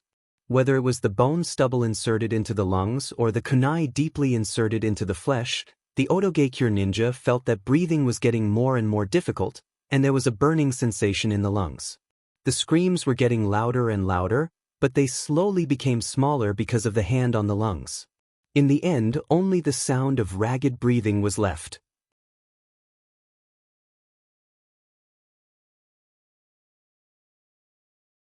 Chapter 286. The Sound Ninja team was composed of 2 men and 1 woman, and the one whose hands were destroyed by Sasuke just now was a sound ninja named Sak. As ninja from Orochimaru's ninja village, although the 3 of them were a team, they didn't have the kind of mutual trust and interdependence that would Leaf's ninja team advocated. Instead, each of them was on guard. Between the choice of protecting their teammates and protecting themselves, they didn't hesitate to choose the latter. Just like now, the remaining 1 man and 1 woman in the Sound Ninja team didn't have the desire to save their teammates under Sasuke's aggressive gaze. Instead, they hoped that Sasuke could choose the other one of them to attack, and then escape in the chaos. After watching for a long time, Sasuke turned his gaze to the female ninja named Gold among the 2. He twisted his neck, and the cervical vertebrae made a crack sound. Sasuke was ready to make a move, but just as Sasuke took a step, a voice sounded behind Sasuke. Enough. This Sasuke is not the person I know. The person who shouted was naturally Sakura. Although Sasuke was usually cold to people and somewhat eccentric, he wasn't such a madman who enjoyed torturing others. At the beginning, Sakura saw Sasuke wake up, and her heart was inevitably filled with joy. But the first thing Sasuke did after waking up was to attack the ninjas who besieged him. No, the word attack shouldn't be used, it should be abuse. Sasuke abused the ninjas who attacked Sakura, and as the abuser, he didn't have the slightest bit of guilt. Instead, he seemed to enjoy the opponents wailing and used various means to torture these opponents. Such a person was more like a madman than a person. How could a person who had lost his soul and was only venting his inner beastly nature be the person he had been watching all this time? Therefore, when Sasuke was about to attack the female ninja among the Sound Ninjas, Sakura could no longer suppress her inner resistance to Sasuke's current appearance, and such words directly blurted out. Sasuke also heard his teammates' organization and turned his head to look at Sakura. His originally handsome face was covered in black runes, making him look exceptionally ferocious. His original handsome appearance was nowhere to be seen. Sasuke's eyes were also filled with a strong madness. He stared at Sakura with a little doubt and said to Sakura, "What are you talking about? Why are you stopping me? I'm doing this for you. A bunch of trash like you actually dared to hurt my teammates. Naturally, I want them to have a taste of the bitter consequences of doing such a thing. I'm clearly helping you vent your anger. Why are you stopping me?" Sasuke's words were justified, as if everything he did was reasonable, but Sakura stopped him, which made Sasuke feel incomprehensible. Sakura looked at Sasuke blankly, as if she didn't react to Sasuke's answer. She could only slowly walk in front of Sasuke. The 3 Sound Ninja were directly ignored by Sakura, because Sasuke was now the person she cared about the most. She gently placed her hand on Sasuke's face, and her fingertips brushed across the black lines on Sasuke's face. Sasuke's body was still very hot, obviously. the high fever had not subsided. Because the high fever took away a lot of water from Sasuke's body, Sasuke's skin became extremely dry, and Sakura also felt the roughness from Sasuke's skin. What kind of thing can make you like this? The Sasuke I know is very proud and stubborn. He used his expressionless face to cover his scarred heart in front of people again and again. However, I don't hate Sasuke like that. Because even after experiencing a lot of things that ordinary people can't accept, the Sasuke I know can still face everything bravely. So, I like Sasuke the most. Sakura has never concealed her feelings for Sasuke. At the beginning, Sakura was just like Ino. In fact, she was very curious about this handsome classmate. Under a sense of competition with her friends, Sakura began to want to get close to Sasuke and understand Sasuke. If she really liked a person for so many years, how could Sakura not understand everything that happened to Sasuke? Although because of the deliberate cover-up by the senior management of Woodleaf, Sakura was not so clear about what happened to Sasuke. But Sakura knew that Sasuke lost his family, his clan, and everything he was familiar with since childhood overnight. Putting herself in other people's shoes, Sakura felt that if she encountered such a thing, she didn't know when she would have completely lost her mind. Sasuke, on the other hand, resisted such grief. Although he hid his true feelings and turned into a cold face, Sakura felt that she liked this strong boy more and more. Now do you still have a trace of the Sasuke I like? You completely indulged your desire to destroy and reduced yourself to a beast. When you cause harm to others, don't you also cut your own humanity piece by piece? Although we are ninjas, we have to be human first. No matter what happens, I only beg that the Sasuke I know can reappear in front of me, okay? Looking at Sasuke, Sakura abandoned the original girl's reserve and shyness and described all her feelings one by one. When she asked the last question, Sakura's voice was replaced by choking. Tears rolled out of her eyes and flowed on her face that became dirty because of the battle. Sasuke didn't speak, he just put his hand on Sakura's face and wiped away the tears on Sakura's face. His eyes, which were originally filled with frenzied emotions, became clear at this moment. Sasuke's mouth opened again and again, but there was no way to say any words. Although they didn't speak, there was an inexplicable agreement between the two, as if everything was clear in their hearts. Sasuke seemed to think of something, his eyes flashed with a trace of struggle, and he took back his hand that was on Sakura's face. Turning around to restrain his emotions, he coldly spoke to Zack and his two other party members who had both his hands crippled by him. Get lost. Tess and Jean seemed to have been pardoned, their eyes were full of excitement. The two of them picked up their teammate who had fainted on the ground and immediately left this place. Sakura saw that the three of them had gone far, and immediately turned her eyes to Sasuke, as if she had some questions to ask Sasuke. But Sasuke turned his head and glanced at Sakura, and his body softened and fell directly to the ground.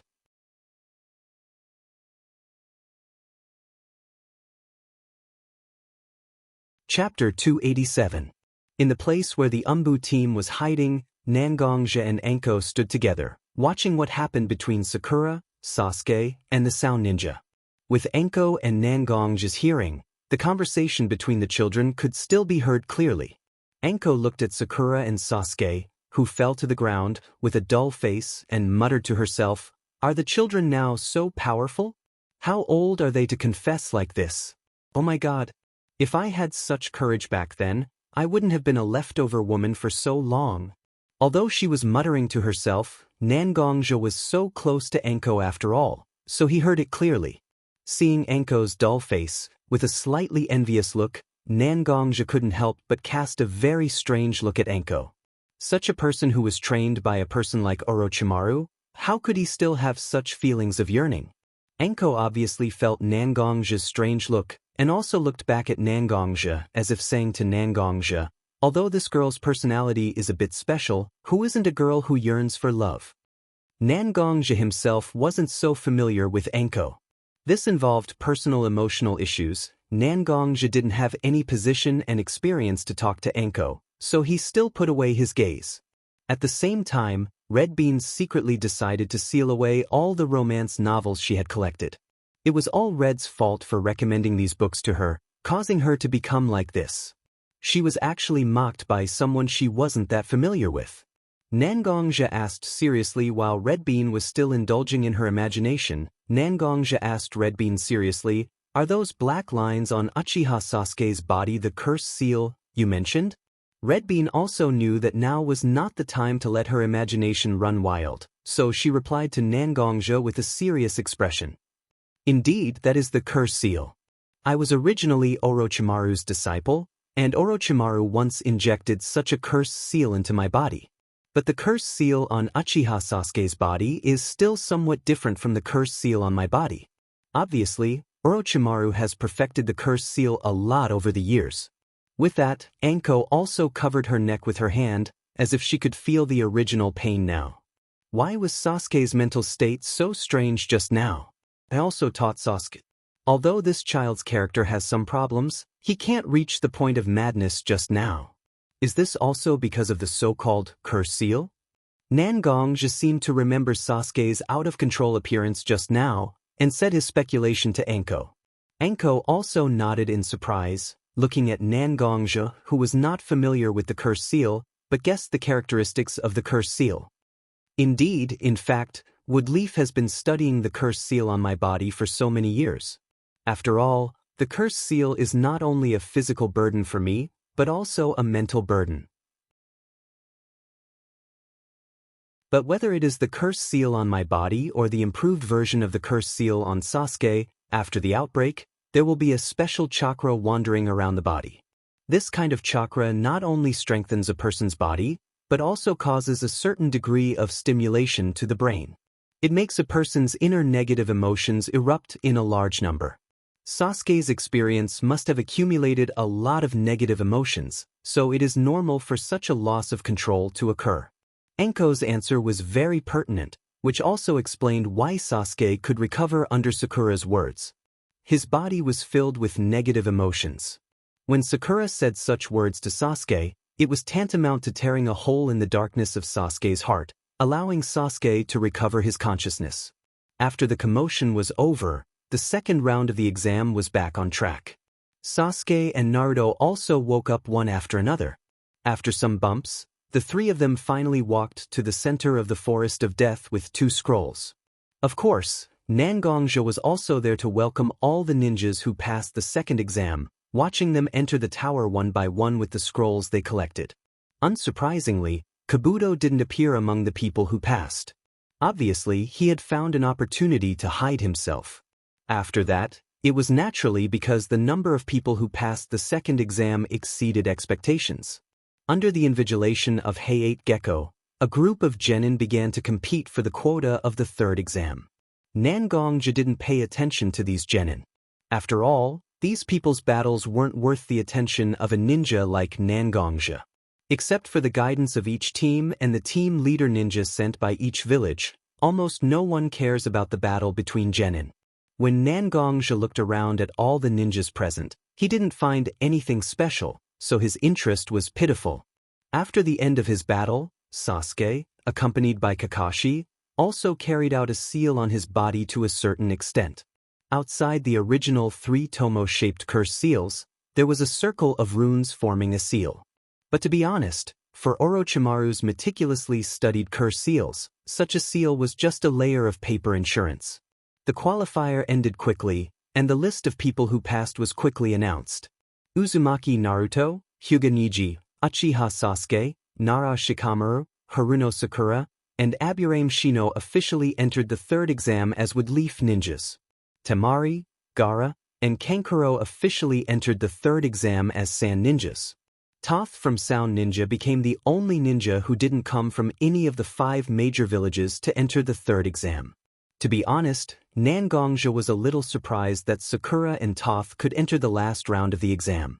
Sakura's opponent was her best friend, one of the successors of Ino Shikacho, Ino Yamanaka. In the face of Ino's spiritual ninjutsu attack, Sakura showed her tenacity, and under Nangongja's training, her taijutsu became very powerful, which also laid the cornerstone of Sakura's victory. As for Toth, it was entirely because of Akimichi Choji's abnormal performance that he smoothly entered the third exam. At this point, the second exam officially ended.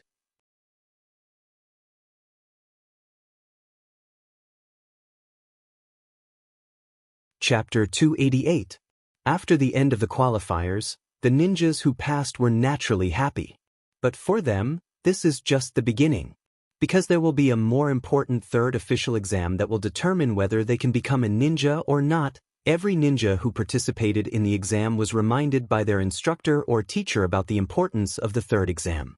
Standing on the second floor of the central tower, the Sand Ninja's teacher, Baki, was frowning at this moment.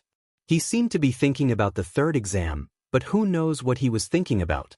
Tosu, who was qualified for the third exam, looked around with a blank face because Audiobooks didn't have a teacher to come to the central tower to see who passed smoothly.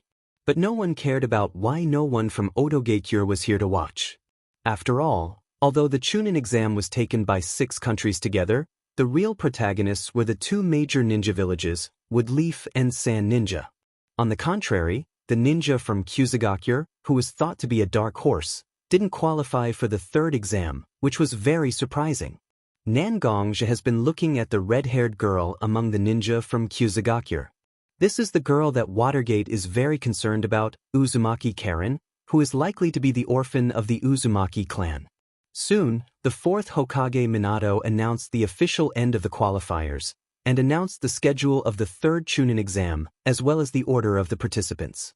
All the ninjas in the tower dispersed in an uproar. On the contrary, a man in a black robe, who had been standing behind Watergate, slowly walked toward the direction where the ninjas from Xianxia gathered. Along with him were the Umbu who belonged to Watergate. When the team leader of Xianxia saw the people from Woodleaf walking toward him, he was still wary and surprised. After all, such a big ninja village suddenly sent such a group of people toward him. Anyone would be faintly on guard. But when the Umbu whispered to the team leader of Xianxia, he could only nod and then look at the girl in his team with a pitiful look. She obviously suffered a lot and looked a little timid. Karen looked at her team leader. There was no resentment in her eyes after being abandoned. Instead, there was a feeling of relief. In Xianxia, Karen has always been a dispensable character. The reason why Karen can come to Woodleaf to participate in such a grand Chunin exam is actually because Karen's 2 teammates are particularly excellent. In order to ensure the integrity of the 3-person team, Xianxia brought such a girl who only knows a little sealing technique and has no combat power to Woodleaf. Now, Konoha's Umbu obviously came for this dispensable girl. Konoha's Umbu didn't have any outstanding performance, so Konoha wouldn't have a conflict with a big ninja like Konoha. Although she didn't care that she was abandoned by Xianxia, Karen still had a trace of fear in her heart. After all, a powerful force like Woodleaf was eyeing her, and they didn't even hesitate to bear the possibility of conflict between her and Xianxia's alliance. This made Karen begin to reflect on what she has that Woodleaf is eyeing. Could it be the special ability that he has been hiding all this time? But just for such an ability, would Konoha really covet it to this point? Karen followed Woodleaf's Umbu to a secret room in the central tower with fear, but one of Karen's hands was behind her back. Although Karen doesn't think that she can compete with Woodleaf's Umbu once she finds out that something is wrong, she can still slit her neck to avoid humiliation. The man who had been wearing a black robe and hadn't spoken a word waved his hand. Several Dark Ops respectfully saluted and immediately retreated. Seeing that everyone had walked out, the black-robed man finally opened his mouth to speak. "Hello, Karen?" Unlike Karen's imagination, the man shrouded in the black robe is not a disgusting uncle, but has a very beautiful voice. This is a woman with a very outstanding life. As a ninja, the most basic ability to observe people's expressions, Karen instantly labeled the person opposite her in her heart. "You are?" Karen was very frightened and uneasy, but at this moment, she doesn't know why, but a voice in her heart told her that she can completely relax in front of this person. This strange feeling made Karen feel that the person in front of her wasn't someone who could threaten her life. Instead, she felt more like a close relative that she was very familiar with. The black-robed woman standing in front of Karen also reached out with her slender hand to remove the black hood covering her face. The first thing that was revealed was a head of long red hair. Karen looked at the long red hair and felt so familiar, because Karen also has such long red hair. Not only the color, but also the luster and texture made Karen feel that this long hair is the same as her own. The feeling of closeness in her heart became more and more intense with the smile on the face of the woman opposite her, making Karen even have the impulse to call her mother. "I am your relative. I am a descendant of the Uzumaki clan. My name is Uzumaki Shina Kushina." That's right, standing in front of Karen is Woodleaf's fourth Hokage, Watergate's wife, Uzumaki Naruto's mother, Uzumaki Shina Kushina. Even Nangongja didn't expect that just after he gave such a suggestion to Watergate, Shina Kushina directly appeared in the second exam, and even immediately found Karen after the exam. Hearing the name Shina Kushina, Karen was stunned for a while. Uzumaki? An indescribable sadness surged from Karen's heart, as if a wanderer who left home finally returned to his hometown. The attachment and sense of belonging from the bloodline filled Karen's heart, and Karen's body uncontrollably walked towards Shina Kushina step by step, and the eyes hidden behind the glasses were also covered with a layer of mist.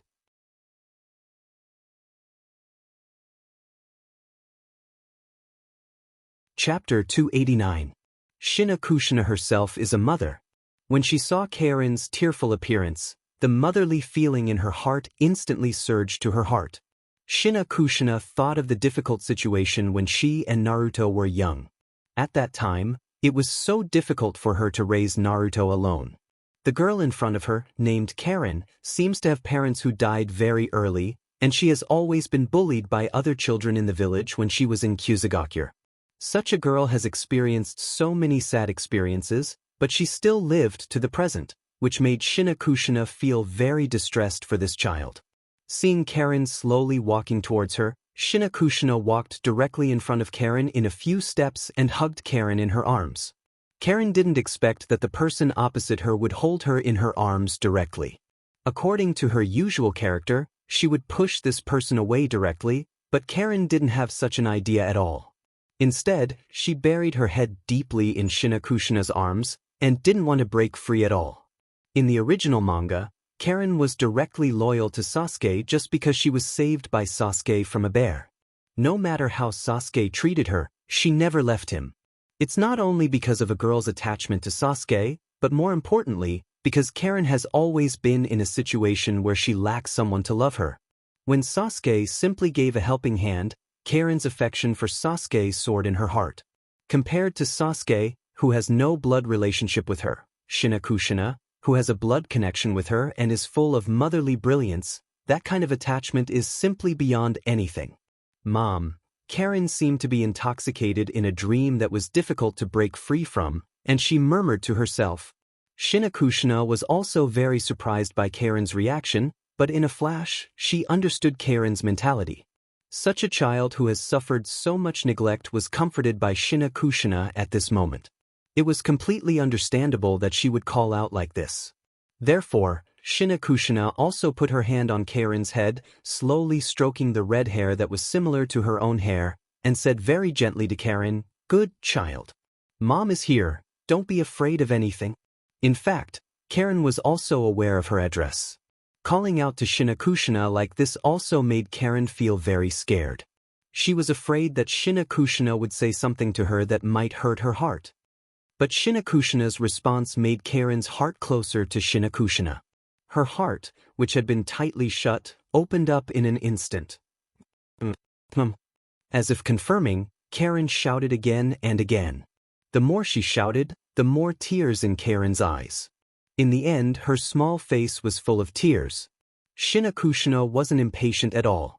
She just responded, and her hand slowly stroked Karen's head and back, trying to make Karen feel comforted. Naruto looked at Watergate, who was sitting opposite him. His expression wasn't so good. After all, Naruto still had some conflict with his father in his heart.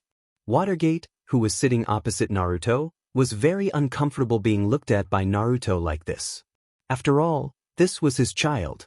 But being looked at with such hostility, no matter how optimistic Watergate was, It was still very uncomfortable. But Naruto still didn't understand his father's thoughts. He just put on a cold face and said to Watergate with a strange tone, "Aren't you so busy as Hokage today?" He actually went home during the day. That's really rare. Watergate heard such words and didn't know how to answer. He could only scratch his head and say to Naruto, "Shina Kushina seems to have something important to announce, so she asked me to go home quickly. Counting the time, we should be home soon."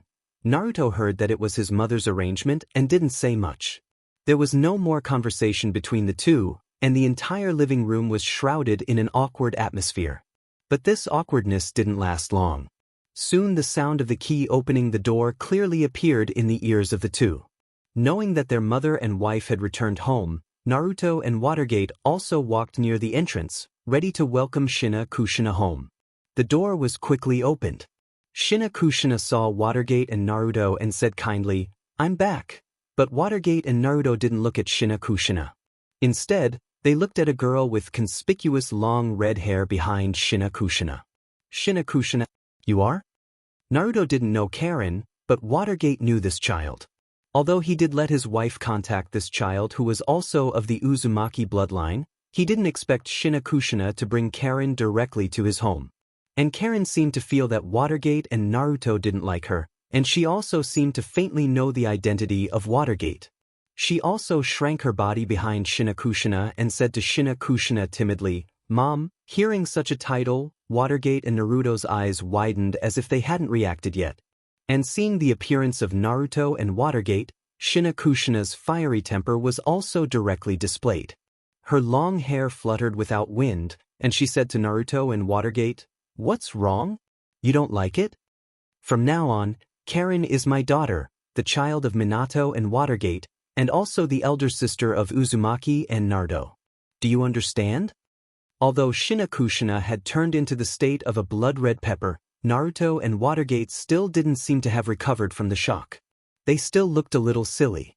Shina Kushina's forehead directly appeared with a big 2 character. Obviously, she was angered by the attitude of the two. She raised her voice and shouted at Watergate and Naruto, "Do you understand?" Watergate reacted faster than Naruto. He said to Shina Kushina with a difficult expression, "After all, this child is an official ninja of Kyuzugakure." Suddenly, she was stopped by Woodleaf and even became the adopted daughter of Hokage. Isn't it a bit not good? Shina Kushina glared at Watergate, then said, "That's your problem. From now on, Karen is my daughter. No matter what you do, Karen will never leave Woodleaf."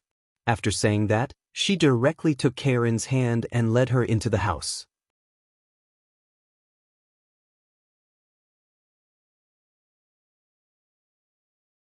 Chapter 290. For Watergate, this period of time is indeed a bit of a headache. After all, Woodleaf has to face the attack of Tsunegakure, Orochimaru, and possibly even Akatsuki. And even inside Woodleaf, Danzo, this old guy, may have some bad ideas. But for the reputation and majesty of Woodleaf, Watergate can't suspend the Chunin exam, which will gather a lot of important tasks. These days, Watergate has been trying his best to win over all forces that may help him and carry out various transactions with these families that value their own interests. This has already put a lot of pressure on Watergate, and now his wife wants him to take a registered ninja of Kyuzugakure as his adopted daughter? Watergate's head is about to explode, but in the face of his wife's request, Watergate has no way to refuse. There is no way. He can only find ways to solve these problems by himself. Naruto, on the other hand, was even more dumbfounded. How did he get such a cheap sister without knowing it? And looking at Karen's appearance, she is too similar to his mother. They both have red hair, and although her personality seems to be a little timid, Naruto always faintly felt that this girl named Karen may have the same violent genes as his mother. I say, is this still an orphan of Kyuzugakure? No matter how you look at it, her relationship with his mother is too close. Naruto turned his eyes to his father, and his heart was not without malice, wondering whether this girl is his mother's illegitimate daughter. Naruto's strange eyes were completely seen by Watergate. Watergate, who was very impatient, really exploded at this moment. Without the original feeling of guilt for his son, Watergate directly punched Naruto's head. The huge force directly made Naruto's eyes become teary, and he looked at his mother for help. Kushina saw Watergate suddenly punching her son's head and was instantly unhappy. Just as she was about to say something, she was directly interrupted by her husband. I will go to the Hokage's office and communicate with the team leader of Kusagakure Ninja. If I can't make Karen our daughter, I won't come back. His words were sonorous, and directly let Kushina see his determination.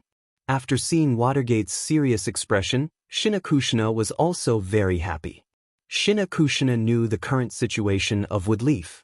She also knew that if she brought a Kusagakure ninja like Karen to her house and became Hokage's adopted daughter, not only would she be opposed by Kusagakure ninja, but it was also likely that the group of old guys in Woodleaf would also come out to protest. However, Watergate still took this matter, and even said such harsh words. The matter of her son being punched was directly thrown to the back of her mind, and she even happily ran to Watergate's side and kissed Watergate. Naruto originally thought that he understood his mother enough to see his mother teach Watergate a lesson, but when he saw his mother kissing Watergate, he directly saw Kushina kissing Watergate. He could only look at his mother with a sad face, as if he wanted to remind his mother that he was just abused. However, Kushina directly ignored Naruto's gaze. Instead, she kindly pulled Karen to the second floor of the house, as if she was going to find a room for Karen to use as her bedroom. She even seemed to be preparing to take Karen to Woodleaf's commercial street to buy some clothes and daily necessities for Karen. In contrast, Naruto was simply picked up. In Nangongja's house, Sakura came to visit. Even Yabi came with her daughter, and they even carried a lot of gifts in their hands. Obviously, they had something to ask. Of course, Nangongja could not give face to Yabuki, who took care of him a lot. He also kindly welcomed Sakura and Yabi into his house and prepared tea for them. The three of them sat in the living room of Nangongja's house. Sakura looked at Nangongja and hesitated for a long time, but she didn't say anything. Yabi saw her daughter dilly-dallying and said to Nangongja with a smile on her face, "She is becoming more and more powerful. He is already a senior jonin in Woodleaf. Even Sakura's current guidance can't be compared to Ji's. I also heard that she often goes to the Hokage's office. It seems that he has a good relationship with Yandame Hokage, right?" Nangongja suddenly heard Yabuki's flattering conversation with him, and for a moment, he couldn't react. He could only quickly and humbly say to Yabi, "You flatter me, everyone has their own strengths and weaknesses. Kakashi is an excellent ninja, and his mastery of ninjutsu is also very profound. If I really have a life and death duel with Kakashi, I can't say that I can win against Kakashi." In Yabi's ears, Nangongja's humble words were naturally spoken by Nangongja. However, Nangongja knew that if he really had a life and death duel with Kakashi, although the possibility of winning was very high, he still had some scruples about Kakashi. In Nangongja's heart, he faintly felt that Kakashi had actually been holding back. "Actually, this time I came with Sakura to ask you something. I just don't know if you have time. After all, Hokage-sama should have given you a task, right?" Yabi knew that if she and Nangongja continued to flatter and be humble, who knows when they would end. Taking advantage of her relatively close relationship with Nangongja, Yabi also directly tested Nangongja. When Yabi's words came out, Nangongja's face also became serious, and he seemed to be a little unhappy as he said to Yabi, "Yabuki, you're wrong. Although my strength has indeed improved a little over the years, I'm still the Yabuki that you took care of when I first came to Woodleaf. No matter what it is, Yabuki can directly tell me, as long as I can do it, I will naturally not refuse." After hearing Nangongja's words, Yabi also relaxed and said to Nangongja, "Sakura was lucky during the Chunin exam and entered the third round. I think that since Sakura can enter the final round of the Chunin exam at this age, naturally, she can't give up such an opportunity. There is still some time before the third round of the Chunin exam. I was wondering if you could spare some time to guide Sakura and give her a little more possibility of becoming a Chunin."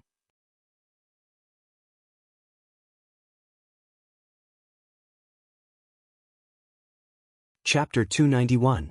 Hearing Yachue's words, Nangongja also understood what she meant.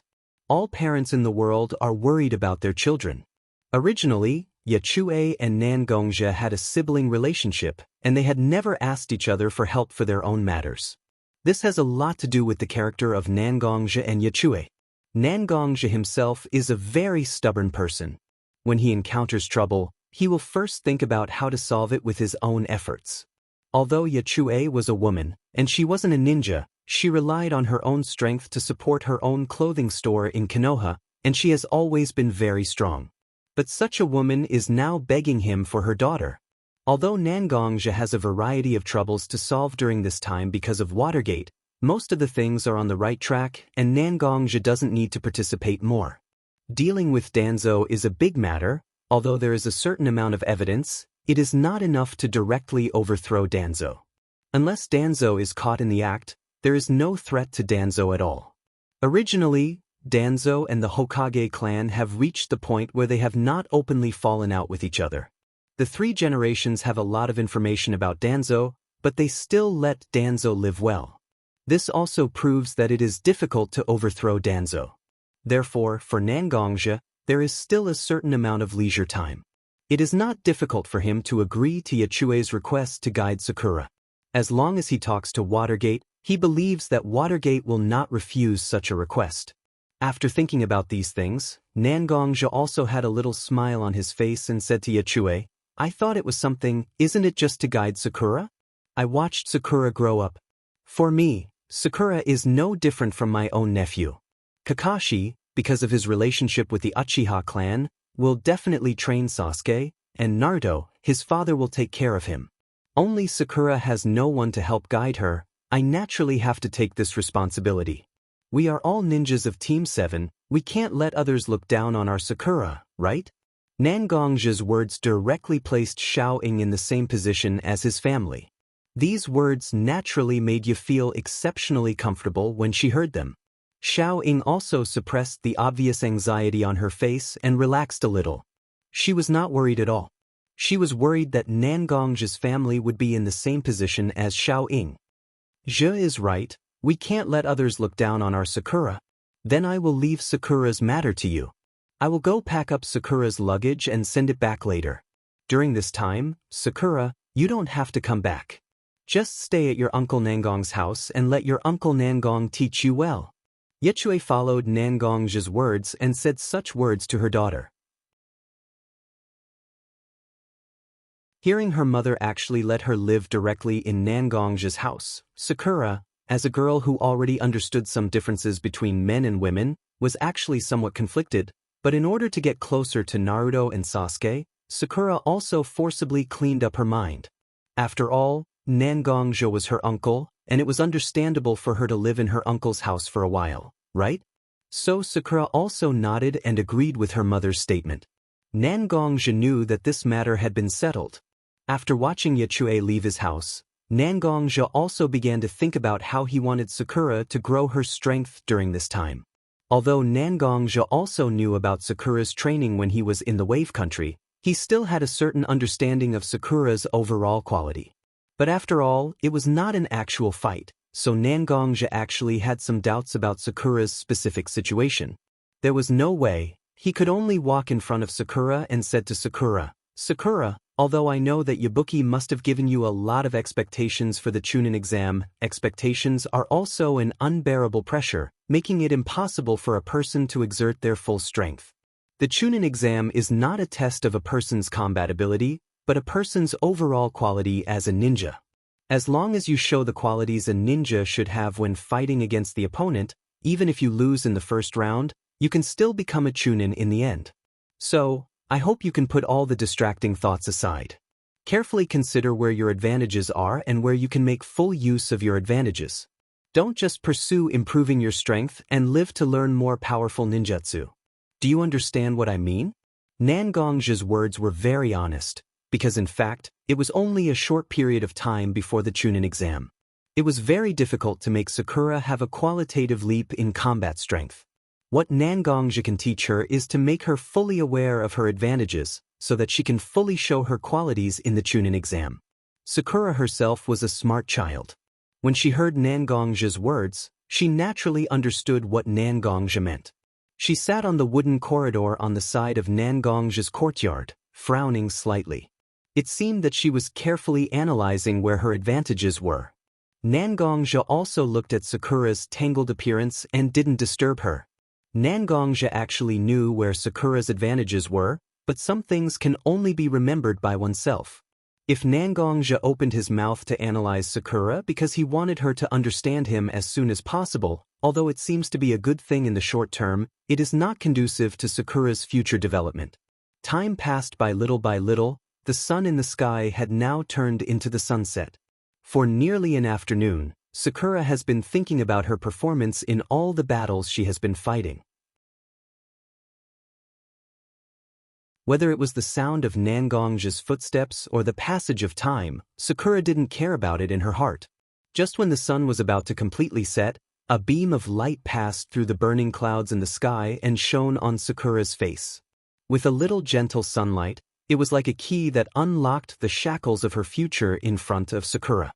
Sakura's thoughts returned to the time when she learned to climb trees under the guidance of Nangongji. At that time, she was able to learn how to climb trees quickly, even faster than Naruto and Sasuke. What did she rely on? Her control of chakra.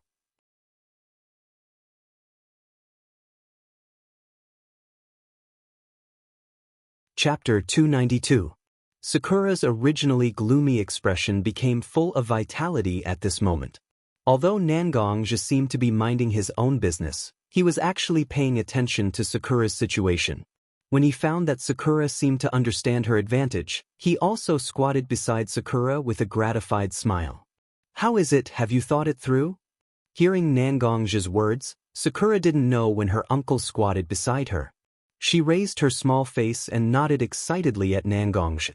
Nangongji smiled and placed his hand on top of Xiao Ying's head. He then stood up and walked into his courtyard before he said to Xiao Ying, "You're right. I think you have also discovered that your advantage is your fine control of chakra. For traditional ninjas, chakra is the most important foundation for their strength. Some people have a great accumulation of chakra, such as Naruto. Some people have a great flexibility in using their chakra on ninjutsu, such as Sasuke. And you are the last type, that is, you have a fine control of your chakra. Among Konoha's most famous sannin, there is also a person with similar qualifications as you. She is the descendant of Konoha's Senju clan, Tsunade, known as Tsunade Haim. She honed her control of chakra to the point of perfection and invented a technique called monstrous strength. I once fought with Tsunade-sama on the same battlefield during the Shinobi World War. At that time, I also saw how terrifying Tsunade-sama's monstrous strength technique was. But because monstrous strength is Tsunade-sama's technique, I have no way to fully understand its mystery. But over the years, I gradually discovered a technique that is similar to monstrous strength, and I call it one-inch punch. When Nangongji was talking to Sakura, Nangongji noticed that Sakura's eyes were getting more and more confused. She didn't have any special reaction when she heard Tsunade's name. Nangongji knew that Wood Leaf Ninja School didn't have any basic knowledge for such strong ninjas. Speaking of which, when they were in the Forest of Death, Team 7 was attacked by Orochimaru. Orochimaru didn't hide his identity at all. He used a variety of iconic ninjutsu, and even showed his face to these ninjas. But whether it was Sasuke, Naruto, or Sakura, they seemed to have never heard of Orochimaru's reputation as one of the sannin. Well, it's time for me to talk to Watergate and ask the ninja school to teach the students the most basic ninja courses. It's not enough to just learn some theories. Nangongji murmured to himself, and then explained to Sakura about Tsunade's position. After talking for a long time, Sakura finally figured out Tsunade's position in Konoha. Then she blinked her bright eyes and looked at Nangongji. She wanted to learn the one-inch punch that Nangongji just said had the same effect as monstrous strength. Walking to the middle of the courtyard, Nangongji slightly posed a more casual starting position. His body was slightly squatted, one hand was clenched and placed on his waist, and the other hand was placed in front of his body like a palm, with the fingertips facing forward. Whether it's monstrous strength, or 1-inch punch. It's actually a technique to compress strength. It's just that monstrous strength is a technique to compress chakra, and 1-inch punch is a technique to compress your own body strength. Stomp the ground, twist the waist, deliver the punch, and push the shoulder. When you're not familiar with 1-inch punch, you have to follow this order to exert strength. While talking, Nangongja also started to demonstrate to Sakura according to the order he just mentioned. His whole body looked loose, and even the fingers of his palm were not close together. But the moment Nangongja achieved the shoulder punch, his originally loose palms seemed to involuntarily clenched under the force of his own body, and he threw a punch in front of himself. A very clear sound of air exploding appeared in Sakura's ears. When the little girl was studying in the ninja school, the teachers would basically only let her do some very inefficient physical training and teach her some of the most basic fighting routines. The ninja school wouldn't teach such a relatively secret method of exerting force, nor could they teach her anything. Now that she saw Nangongja's exquisite method of exerting strength, Sakura quickly understood the mystery of it. "Uncle, this method of exerting strength seems to be very suitable for girls." Seeing that Sakura actually saw the mystery of it, Nangongja also felt that it was the right choice to teach Sakura this kind of technique. Maybe in the hands of Sakura, this kind of little technique can play a great role. Indeed, for girls, this kind of technique is extremely suitable. In terms of body structure, the strength of women is inferior to men, but women also have a high degree of control in some more subtle areas. And 1-inch punch, this kind of technique, is to gather the strength of the whole body and then use it in an instant. Women are indeed more suitable. At the beginning, I originally planned to teach this kind of technique to your sisters, but little Linger prefers to use ninjutsu, your rower Tsunesan has her own boxing routine, and your Mashiro Nasan doesn't seem to be interested at all. It can't be helped, this technique has always been in my heart, and it didn't come in handy. But I feel that Sakura, you will be able to flexibly use this technique in your own battle. You can even do it better than me. Even if you don't have as many steps as I just said, you can still use 1-inch punch based on your own understanding. Not only on your fist, you can use this technique in many other places. Sakura suddenly heard Nangongja's expectations, and she was very happy. When a person can get the approval of others, that kind of happy expression is difficult to hide. "Uncle Nangong, I know. I will practice well and not let you down. In the third exam soon, I will also let Naruto and Sasuke see that I can also become stronger. If they slack off, maybe I will walk in front of them."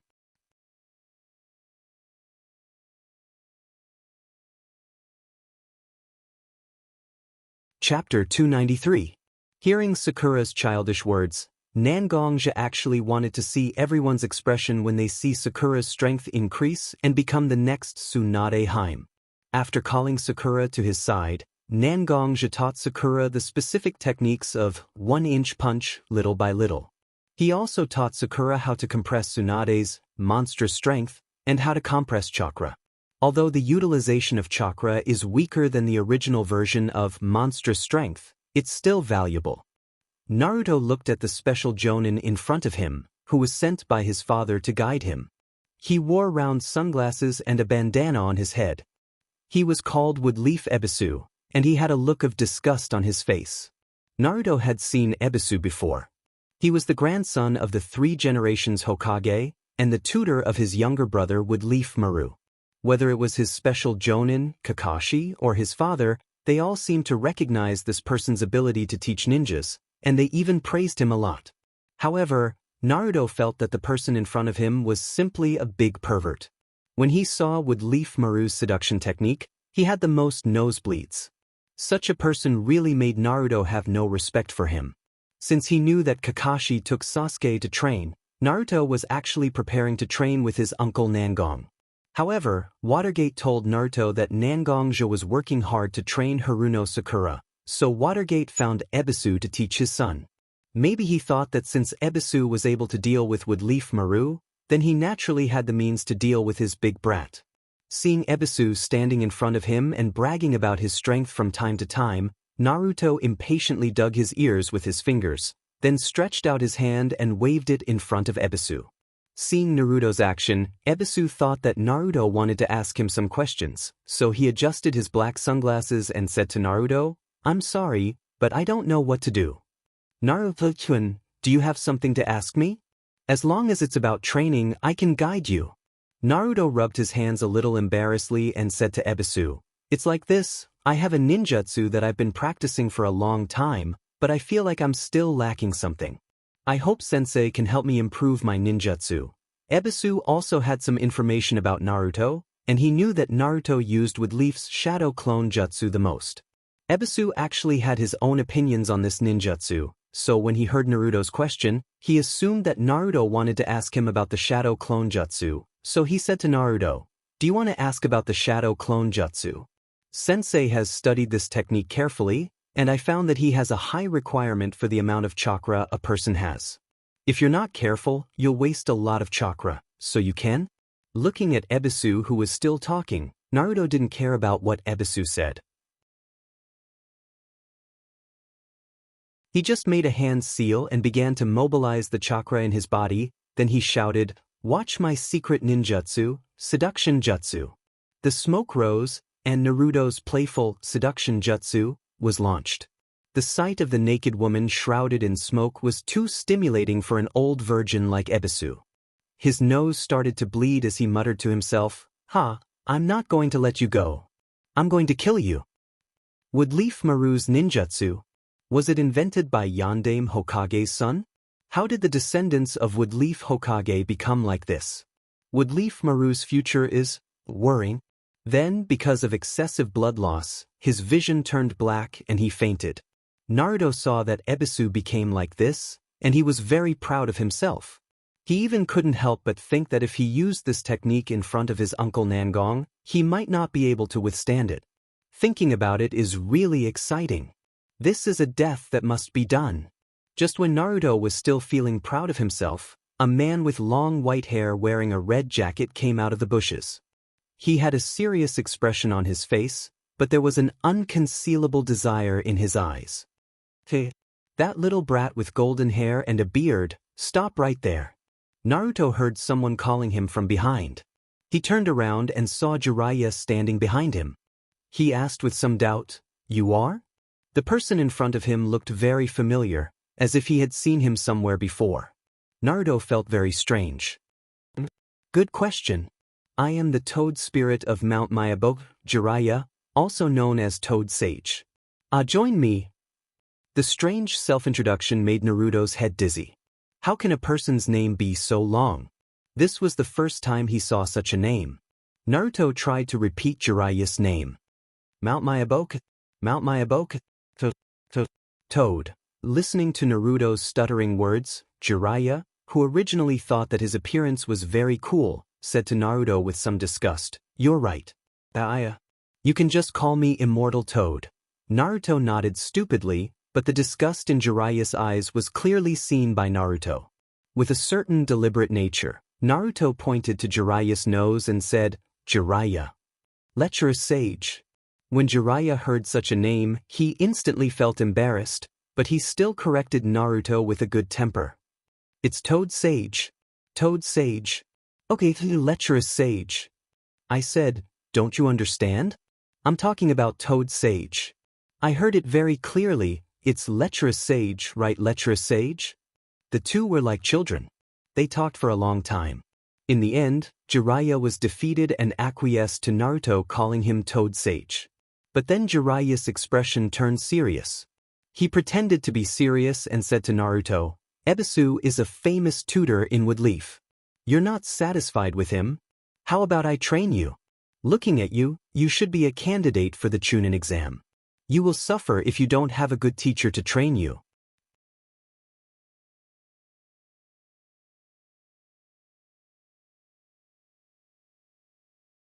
Chapter 294. Naruto didn't live a carefree life since he was a child, and his heart was extremely sensitive. That's why when Minato arranged a ninja like Ebisu to be Naruto's teacher, Naruto's resistance was so strong.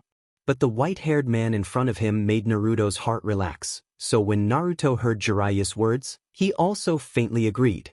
"Have you practiced climbing trees with chakra?" Jiraiya seemed to think of something and asked Naruto. Hearing Jiraiya's words, Naruto also nodded and said to Jiraiya, "Yes. Although the progress at that time wasn't so smooth, I can still climb trees with chakra." Hearing Naruto's answer, Jiraiya nodded and then said, "That's good. Since you have such a foundation, then I can teach you the next stage of chakra control." With that said, Jiraiya walked to the shore of a pool next to the two, then stepped directly into the pool with one foot. But the foot that stepped out was not submerged in the water, but stood directly on the surface of the water. Standing on the water, Jiraiya looked at Naruto, who was standing on the shore, and said, "The next stage of climbing trees is stepping on the water. Compared to the tree trunk, which doesn't change in texture, the water surface will make it more difficult for people to stand on it because of its fluidity. You have to keep paying attention to the changes in the water surface under your feet. Only in this way can you successfully stand on the water surface. Give it a try." With that, he waved to Naruto. Naruto also felt that standing on the water surface was very powerful, and he was eager to try standing on the water surface himself. So he stood on the shore, closed his eyes, and began to mobilize his chakra. After a while, it seemed that he was ready. Naruto stepped on the water surface with one foot. Under the effect of chakra, Naruto's foot also stepped directly on the water surface. The beginning was very good, and Naruto's heart also had more confidence. Then he stepped on the water surface with his other foot. But after a while, Naruto's body began to shake, and finally he sat down in the water. "It's okay, don't worry. We can take it slow. This kind of training, even smart people can't complete it directly. What you need to do is to let your body remember this feeling, and then start to mobilize the right amount of chakra yourself. This requires a lot of practice." Jiraiya didn't scold him as Naruto imagined. Instead, he comforted him very gently. And Naruto was a determined person. Since he encountered a problem, he naturally had to work hard to solve it, right? So Naruto also nodded and began to practice on his own. But some things can't be solved by constant effort. He tried again and again, but failed again and again. Jiraiya was also observing Naruto's practice. The experienced Jiraiya naturally saw that the reason why Naruto's control of chakra was so bad was actually because the seal in his body was loose, causing the Nine Tails chakra to mix in with his chakra. This kind of situation needs to be solved. Jiraiya's relationship with Xianxia and Watergate was needless to say. He was also very close to this child who was like his grandson, so Jiraiya secretly began to think about how to help Naruto. It stands to reason that he should ask Xianxia, because Xianxia was the last Nine Tails column force, but he didn't know why Xianxia and Watergate didn't help Naruto solve this problem, which made Jiraiya very puzzled. "Naruto, come here." Looking at Naruto, who had been working hard, Jiraiya waved his hand and called Naruto to his side. Naruto came to Jiraiya's side with a puzzled face and said to Jiraiya, "What's wrong?" "Lecherous sage. I'm still working hard. Why are you calling me? And where did you find out my name?" That's right, Naruto didn't introduce himself to Jiraiya before, but Jiraiya directly called out his name, which made Naruto very puzzled.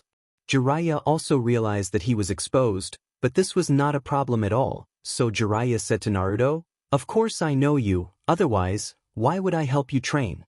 My name is Jiraiya, I'm your father, Watergate's master. You are my grandson. I also heard your name from your father and mother, but this is not the point. I have something to ask you." Naruto heard Jiraiya's question and nodded, wanting to hear what Jiraiya wanted to ask him. "I want to know, do you know what is in your body?" Jiraiya asked very straightforwardly, directly asking whether Naruto knew that there was a nine-tails demon fox in his body. Naruto's face changed when he heard Jiraiya's words. Whether it was his mother or his father, they told him again and again not to let others know the existence of the seal in his body, but now Jiraiya directly asked, which made Naruto's vigilance soar. Naruto's face changed in Jiraiya's eyes. Jiraiya told himself that he should take out some evidence to prove his identity to Naruto, so he also took out the huge scroll that he had been holding on his waist and unfolded it for Naruto to see. This scroll is a very rare psychic scroll. Anyone who signs their name on this scroll can summon the toad psychic beast from Mount Mayabu through their blood and psychic arts. Take a look at this. With that, Jiraiya unfolded the scroll in his hand, then pointed to a name and said to Naruto, "This is the name of Yondaime Hokage Watergate. As his son, you should know what his summon beast looks like, right? His summoning technique was taught by me, so I think this is enough to prove my identity, right?" Naruto thought about it carefully. His father, who he didn't like, seemed to really have a toad summon beast, so he dispelled his doubts about Jiraiya under the influence of a sense of identity and familiarity in his heart. But his eyes were staring at the summon scroll in Jiraiya's hand. Naruto's wallet and pajamas were all toad patterns. It can be seen that Naruto was actually very close to toads. Now that he knew that he could summon a toad summon beast through such a scroll, Naruto naturally didn't want to give up such an opportunity, right?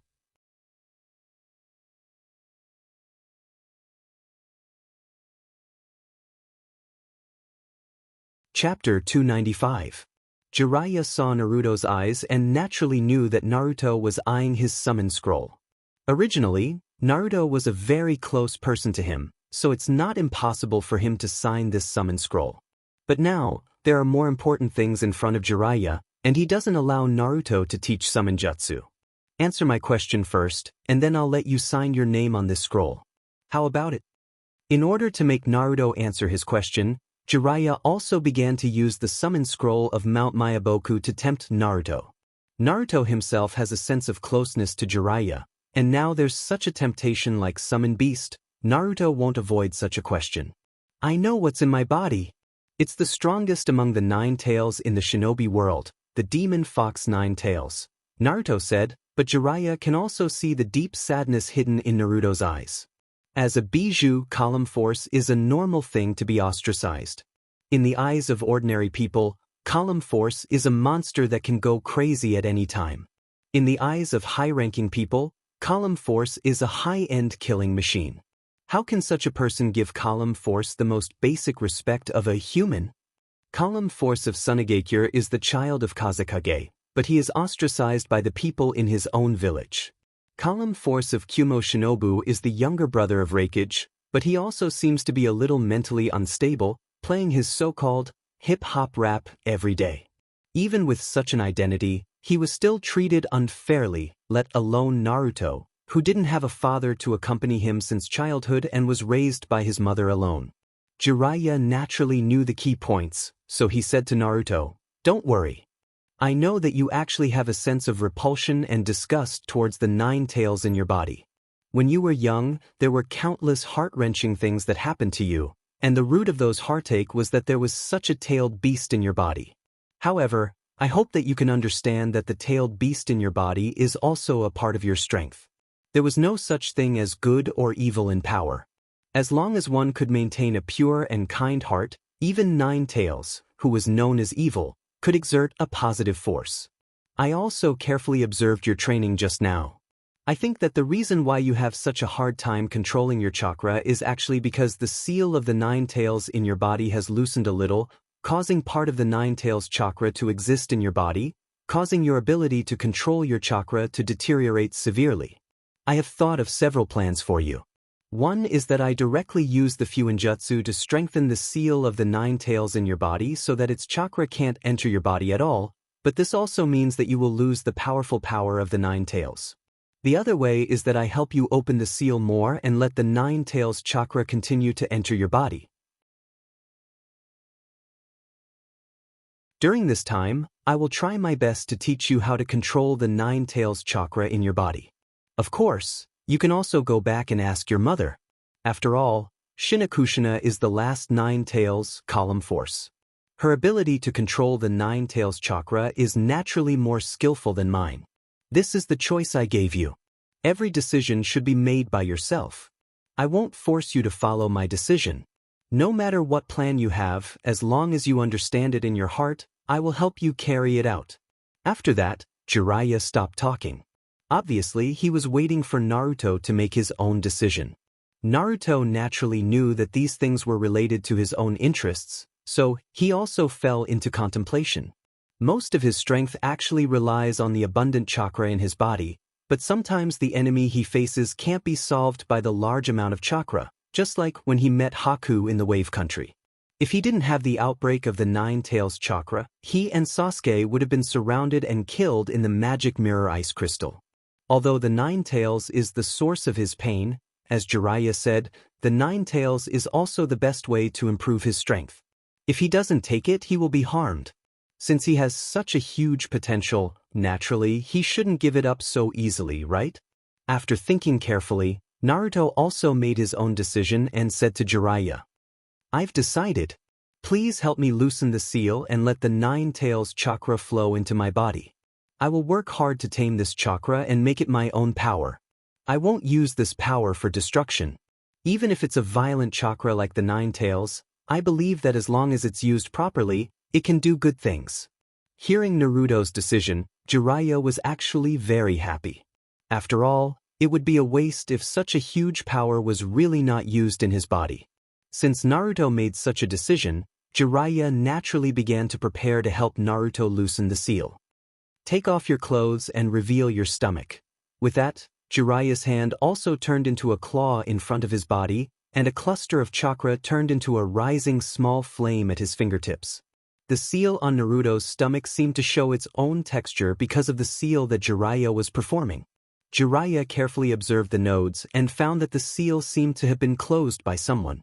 So he asked Naruto with some curiosity, "Has anyone else touched the seal on your stomach besides me?" Naruto didn't hide it. After thinking about it, he said to Jiraiya, "During the second exam of the Chunin exam, a perverted uncle who looked like a snake attacked our team, and then he pressed on my stomach, and I fainted, Orochimaru."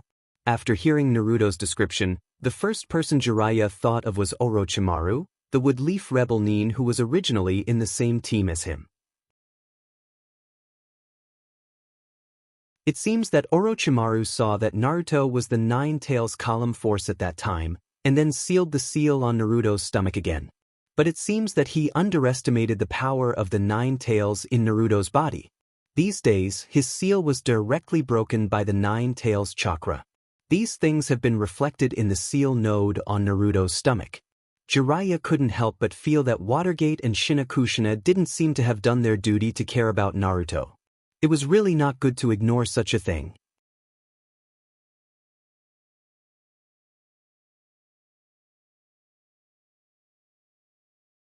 Chapter 296. Although he didn't quite understand why Watergate and Shinakushina would ignore his son's condition, Jiraiya didn't think too much about it. After all, as parents, Watergate and Shinakushina should have their own thoughts, right?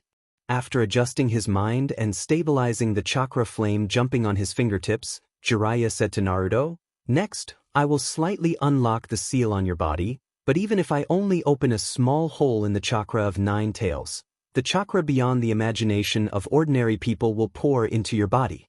The chakra of Nine Tails is more violent than the chakra refined by ordinary people. Such chakra will definitely make you feel uncomfortable when it flows through your veins. I'll tell you in advance, you have to be mentally prepared." What Jiraiya said was true, and Naruto knew it clearly in his heart. But Naruto was willing to take such a risk. As a ninja, suffering is the most common thing, isn't it? So Naruto didn't hesitate. Instead, he firmly nodded his head, wanting to let Jiraiya see his determination. Seeing Naruto's expression, Jiraiya's expression also became serious. His eyes stared at the chakra flame jumping on his fingertips, then he stretched out his palm and pressed his 5 fingertips directly on Naruto's stomach. After confirming that his chakra had connected with the seal on Naruto's body, Jiraiya also turned his palm about 15 degrees clockwise, opening a hole in the seal on Naruto's body. When Jiraiya's hand just touched Naruto's body, Naruto felt something penetrating his body, and there was a cold, tingling feeling. When Jiraiya's palm rotated, Naruto only felt as if a door was opened deep in his body. Inside the door was a raging flame. When the door was opened, oxygen poured into the door, making the flame rise even more fiercely, directly gushing out from the door. Those flames began to gradually penetrate every corner of his body, whether it was his blood vessels or muscles, they seemed to have been put on a flame to roast. The pain made Naruto feel unbearable, and he couldn't help but scream. Naruto's body at this moment was the same as when he was in the Wave Country, wrapped in a layer of red chakra. The few whiskers on his face seemed to have become thicker under the stimulation of chakra, making Naruto's face have a wild look. Slowly, a tail condensed from chakra behind Naruto, and Naruto's own consciousness gradually blurred. The painful scream in his mouth has now turned into a roar like a beast. Looking at Naruto's appearance, Jiraiya knew that Naruto has been affected by the Nine Tails chakra in his body. Different from the original world, Naruto lost his parents and has been living in a state of being despised by people, and at the same time, it also stimulated his tenacity. Now Naruto has a mother who loves him, and a father who is not fond of him but is still alive. Even the half-sealed chakra is now completely sealed in Naruto's body. Therefore, it is normal for Naruto to lose himself in the impact of Nine Tails chakra. And Naruto's current reaction is actually within Jiraiya's expectation. How can a column force master the bijou in his body so easily? Although Naruto has lost his mind now, he is not completely unstoppable. Jiraiya's hand began to print, and soon a ninjutsu was cast. His gray hair seemed to be activated in an instant and rushed directly towards Naruto's body. Chaotic Lion's hair jutsu. However, this ninjutsu, which was originally used to trap the enemy and have a certain lethality, began to stimulate Naruto's acupuncture points under Jiraiya's control, so that Naruto's oversaturated chakra is gradually discharged from his body. This is the first time that Naruto directly faced a large amount of Nine Tails chakra, so his body and spirit are not used to such an impact. Now, Jiraiya actually hopes to release the excessive Nine Tails chakra in Naruto's body through his ninjutsu, so that the Nine Tails chakra in Naruto's body can be maintained at a relatively stable value, and then let Naruto's body and spirit gradually adapt to the nature of the Nine Tails chakra in his body. This approach is like giving Naruto a shot called Nine Tails Chakra Immunity Vaccine, so that Naruto can adapt to the Nine Tails chakra, and then have the opportunity to control the Nine Tails chakra. And the effect of this is naturally significant. Although his whole body is wrapped by Jiraiya's white hair, Naruto's consciousness has begun to slowly recover. Although his body still has some discomfort, he still keeps his consciousness awake, and the feeling of discomfort gradually dissipated. Controlling the chakra is a slow process. Only when your spirit and body gradually become stronger can you control more and more of the biju's power. To achieve such a goal, one must try to use the Kyuubi's chakra within the limits of one's control, then accumulate resistance to the biju's chakra little by little until one can perfectly exert the power of the biju in one's body. In fact, the best way is to cooperate with a certain seal technique, but I am not so good at seal technique.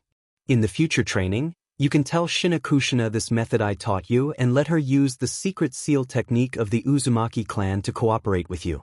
It will be more effective than using my hair to stimulate your acupuncture points. Jiraiya said, and also put away his lion's hair jutsu, and Naruto's body also regained its freedom. Afterward, Jiraiya put his summon scroll in front of Naruto. Obviously, he wanted to fulfill his agreement with Naruto and let Naruto sign a contract with the toad-summoned beast of Mount Mayaboku. Naruto himself was a little dizzy under the impact of the Nine Tails chakra, so he wrote his name on the summon scroll in a daze. Seeing that everything has been solved, Jiraiya turned around and left. He has already given the method to make Naruto stronger to Naruto, and the rest actually depends on Naruto's own efforts. And if Jiraiya didn't have the information about Orochimaru's invasion of Woodleaf, he might have personally watched Naruto's training, but now, he still has to cooperate with some arrangements of Woodleaf.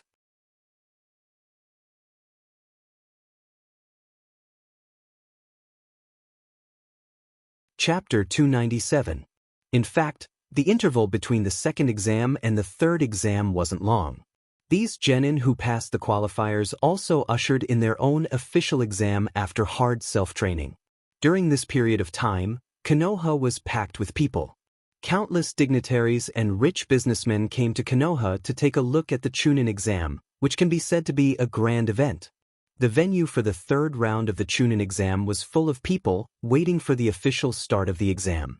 On the highest platform, Minato exchanged some pleasantries with the emissary sent by the daimyo of the Fire Country, and then sat down in his seat. On both sides of Watergate's seat, there were 2 chairs prepared for the 3 generations of Woodleaf and the 4th Kazakage of Sunagakure who will come here to watch the Chunin exam. After a while, the 4th Kazakage came to the high platform surrounded by a group of Sunagakure ninjas. After waving his hand to let his men retreat, the 4th Kazakage also came to Watergate's side. It's been a long time.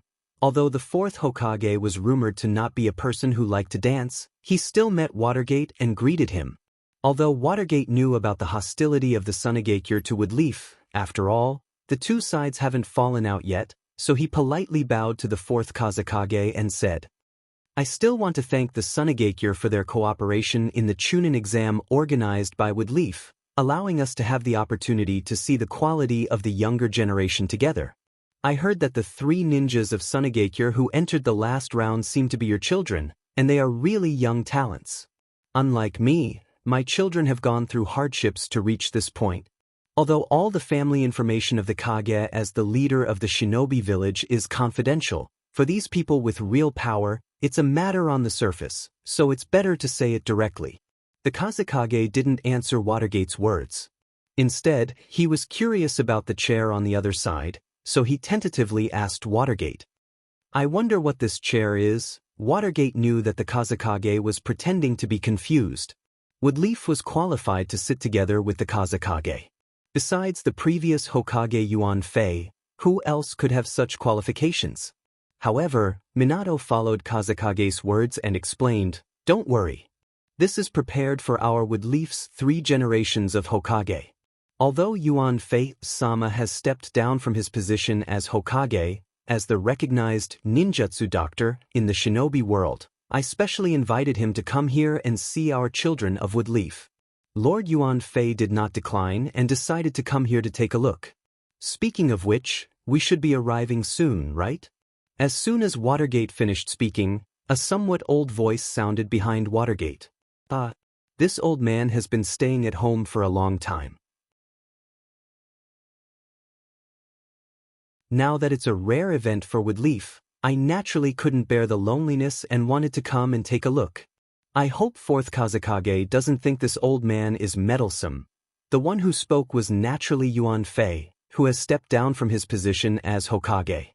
At this moment, the 3 generations of Hokage looked like an ordinary old man, wearing a white loose suit and smiling very kindly to the 4th Kazakage. The 4th Kazakage didn't talk as casually as before when he talked to Watergate. Instead, he also cupped his hands towards the 3 generations and then sat down in his seat. Although the 4th Kazakage's behavior was a bit abnormal, whether it was Watergate or Yuan Fei, they all knew that this Kazakage had ulterior motives. He didn't want to continue talking to them, so naturally, they were too lazy to talk to him. Maybe they will have a good fight with each other later. The 3 Kage or former Kage of their respective villages sat down in their seats. Watergate also nodded to Hayate Gecko, who was standing in the middle of the examination room as the examiner of the 3rd exam, indicating that the exam can start. Speaking of which, Hayate Gecko's life was saved. Ever since Woodleaf knew about Orochimaru and the Sans' premeditated plan, Hayate Gecko didn't die while monitoring the Sans team leader. Seeing his Kage's signal, Hayate Gecko also gathered his chakra on his throat to increase the volume of his speech, and said to the audience, "The 3rd round of the Chunin exam hosted by Konoha is an unprecedented event involving the participation of 6 countries. After the written test of the 1st exam and the wilderness survival test of the 2nd exam, 10 participants have entered the 3rd exam. We have also announced the assessment method and battle order of the 3rd exam, so we won't talk about it here. Let's welcome the participants of the 1st battle, Haruno Sakura from Woodleaf Village and Kankuro from Sand Village." Perhaps it's because Hayate Gecko has practiced this kind of opening speech many times before. Under the pressure of the audience, Hayate Gecko didn't even have the habit of coughing 3 times. Instead, he directly said the long opening speech perfectly. After that, he stretched his hand to the stands on both sides, inviting the 2 ninjas to enter the battlefield.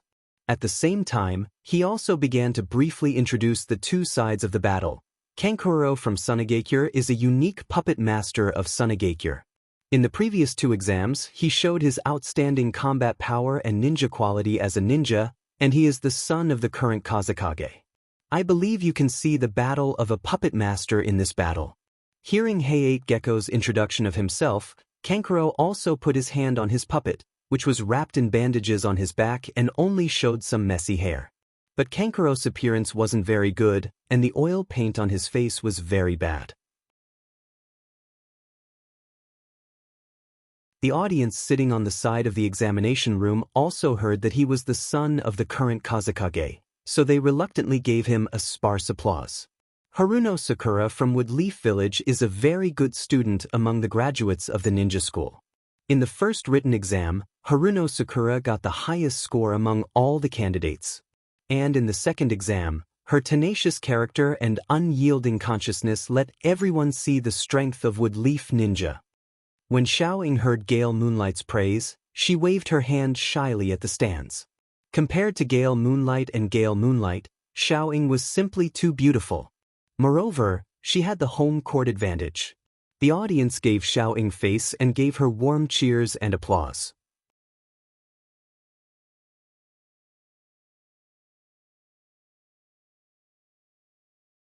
Chapter 298. Although Kankuro had a cold personality, he was still a young man. When he saw the audience cheering for the girl in front of him, Kankuro felt a little unhappy. When he saw Gale Moonlight standing at the edge of the stands, waiting for the two of them to get ready before announcing the start of the battle, Kankuro slowly undid his puppet named Crow.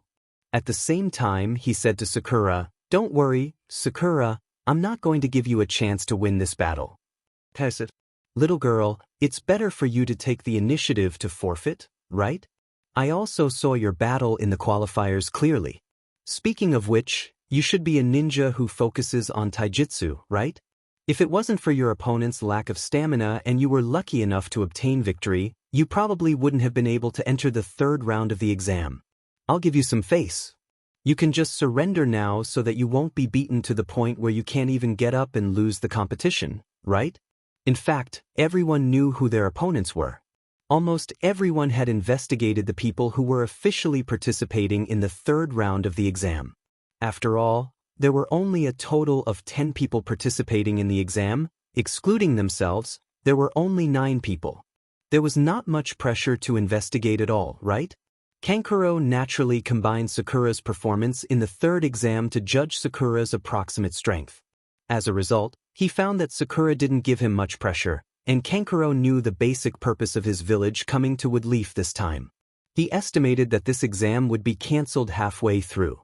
Therefore, if he could make his opponent admit defeat, it would naturally allow him to preserve more strength for his next move, wouldn't it? If it was the previous Sakura, maybe she would have already surrendered now. However, under Nangong's guidance, Sakura felt that her strength had improved greatly. She also made up her mind to let her 2 teammates see her growth, so she said to Kankuro with a stubborn face, "Master, I'm going to teach you a lesson. You don't have to waste your breath. As a Woodleaf ninja, I won't run away without a fight. Although I know that as a puppet master, you must have a lot of troublesome means, I'm not afraid of getting hurt. I'm afraid that I will lose the courage that I should have kept in my heart all this time." Just like Heiate Gecko's praise just now, perhaps Sakura really represents Woodleaf's strength of character, right? Kankuro also knew that he couldn't make the girl opposite him take the initiative to give up the game, so he completely released the puppet named Crow, wrapped in bandages, revealing its strange shape with 4 arms and 3 eyes. Under the control of chakra in Kankuro's hand, the puppet was also entrenched behind Kankuro. Obviously, it was ready to fight. Sakura also saw Kankuro's posture, and her expression became serious. She took out a pair of gloves with iron plate protection on her joints from the ninja bag behind her and slowly put them on her hands. The 2 ninjas who were ready nodded to Heiate Gecko at the same time, and Heiate Gecko also understood and said to the audience, "So, the first battle of the third round of the Chunin exam begins now." The audience heard such an announcement, and everyone seemed to be a little restless. The cheers were so noisy, but Kankuro and Sakura automatically filtered these sounds out of their ears and focused on their opponent, waiting for the other party to start. Compared to Sakura, Kankuro's patience is still worse. Seeing that Sakura didn't take the initiative to attack for a long time, Kankuro felt that this can't go on, so he controlled his crow to rush towards Sakura while shouting, "Let me end this boring battle as soon as possible." Sakura herself has a hot temper. When Kankuro said such words, she was naturally very unhappy. The reason why puppeteers are called puppeteers is naturally because all their offensive and defensive means are on puppets. As for the puppeteer himself, compared to their puppets, he is naturally in a weaker position.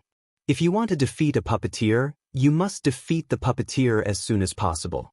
You can't fight too much with the puppets because puppets are different from humans. Puppets don't get tired, right? But at this moment, Sakura's actions were somewhat different from the average person's thoughts. Sakura didn't think of a way to pass through the puppet's attack. Instead, she rushed straight towards the puppet, and one of her hands turned into a fist, as if she was ready to give the puppet a fierce blow. Seeing Xiao Ying's unusual behavior, Kankuro secretly laughed in his heart. Is she really a genin who has just become a ninja? How could he be so bold as to fight against his own puppet head-on? Compared to Sakura's pair of gloved hands, the puppet is made of harder wood that is specially made. It is impossible to leave any mark on the puppet with the strength level shown by Sakura, so what Sakura is doing now is no different from courting death. In the stands, Naruto also looked at his teammates nervously. For Sakura's action, Naruto felt that it was very cool.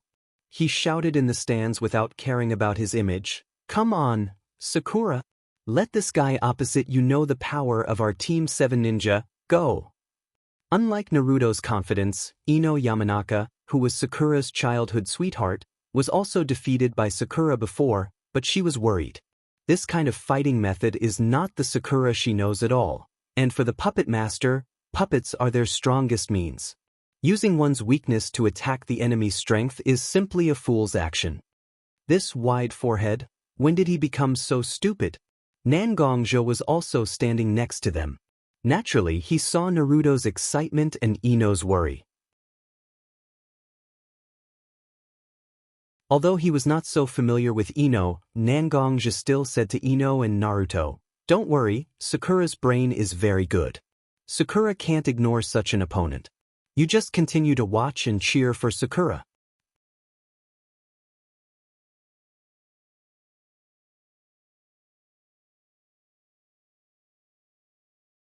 Chapter 299.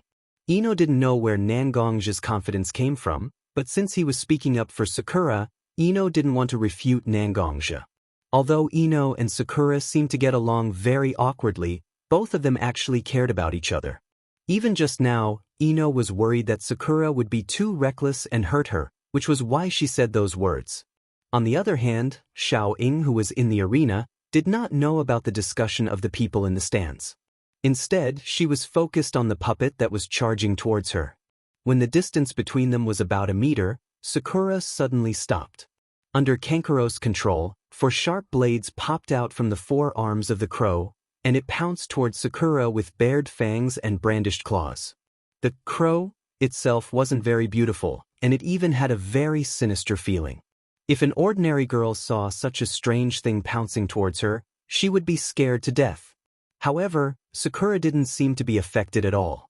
She only looked coldly at the trajectory of the crow pouncing towards her. Her originally clenched fist loosened in front of her, and she looked extremely relaxed. As Sakura's opponent, Kankuro was naturally cautious. Although he felt that Sakura's actions were very strange, his crow was already in front of Sakura. If he didn't seize the opportunity to attack, wouldn't it be a waste of such a good opportunity? Therefore, although Kankuro was prepared for Sakura's counterattack, he still controlled his puppet to pounce towards Sakura. Sakura didn't have the slightest chakra fluctuation on her body. The moment the crow pounced on her body, she completed a series of movements. When the loose palm in front of her turned into a fist and punched forward, a very obvious sound of air exploding rang in everyone's ears. As the most proficient ninja in Woodleaf, Mike Guy's face was now full of confusion. In fact, most of Guy's taijutsu was taijutsu. Although he mainly relied on his physical strength, sometimes he still needed to rely on chakra to strengthen his body to a certain extent. However, Sakura had completely broken his common understanding of taijutsu. She clearly didn't use chakra to stimulate his body, but she was able to make his body erupt with such strength. Naturally, Guy could see that this was a relatively shallow technique. After reading it, Guy was confident that he could understand its mysteries in a very short period of time.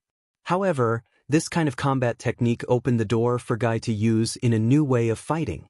Sakura was just a newly graduated genin. The possibility of her inventing such a technique was very low. So, who taught Sakura these techniques? Guy unconsciously looked at Xianxia, who was leaning on the other side of the railing, casually watching the battle in the field. Xianxia naturally felt Guy's gaze and instantly understood Guy's intention. He smiled casually and ignored Guy. Instead, he continued to watch the battle between Sakura and Kankuro. At this moment, Kankuro was dumbfounded. How could this weak-looking girl's punch, which didn't contain any chakra at all, destroy his puppet? What a joke! However, the dregs from the main body of the crow on the ground were so conspicuous. Sakura's punch directly hit the main body of the crow, and the huge force directly shattered the main body of the crow. If it was only damaged, Kankuro could continue to use it, but in such a situation where the main body was destroyed, it couldn't be repaired in a short time. His crow was a puppet made from the legendary scorpion of the red sand. There were many techniques that even the Sunagakure couldn't crack, but it was easily defeated by Sakura. If it weren't for Kankuro's quick decision to separate the four arms and the head of his crow, the tremendous force would have torn his entire puppet into pieces, wouldn't it? Sakura was also a little confused. Although she knew that her strength had increased a lot because of the guidance from Xianxia these days, she still didn't expect that she could exert such power. Standing behind Watergate, Jiraiya, who was dressed as an umbu, was also secretly surprised. He only felt that he saw a familiar figure in the young girl standing in the field. Is Woodleaf going to have a new Tsunade? Although she was not used to the damage she caused, Sakura still knew the glorious tradition of taking advantage of the enemy's weakness. She directly increased her speed and rushed toward Kankuro. As a relatively weak puppet master, Kankuro also took out a storage scroll from his body in a hurry. He quickly unlocked the seal on it and wanted to summon his other puppets to block Sakura's attack. Finally, when Sakura arrived in front of him, he summoned a huge fish-shaped puppet to block in front of him. This time, Kankuro finally didn't have time to talk nonsense. He relied on his puppet called Salamander to block Sakura's attack, but without the crow, Kankuro's attack was greatly weakened. He looked at his team leader ninja, Baki. Baki also shook her head, indicating that Kankuro didn't need to continue fighting. If this continues, it will be a waste of their own combat power. Knowing Baki's meaning, although Kankuro was not so convinced, he still raised one of his hands and said loudly to Heiate Gecko, the invigilator of the exam, "I admit defeat." When Sakura heard Kankuro's declaration of defeat, although she felt very strange in her heart, she stopped her crazy attack and stood in place. Heiate Gecko didn't react for a while.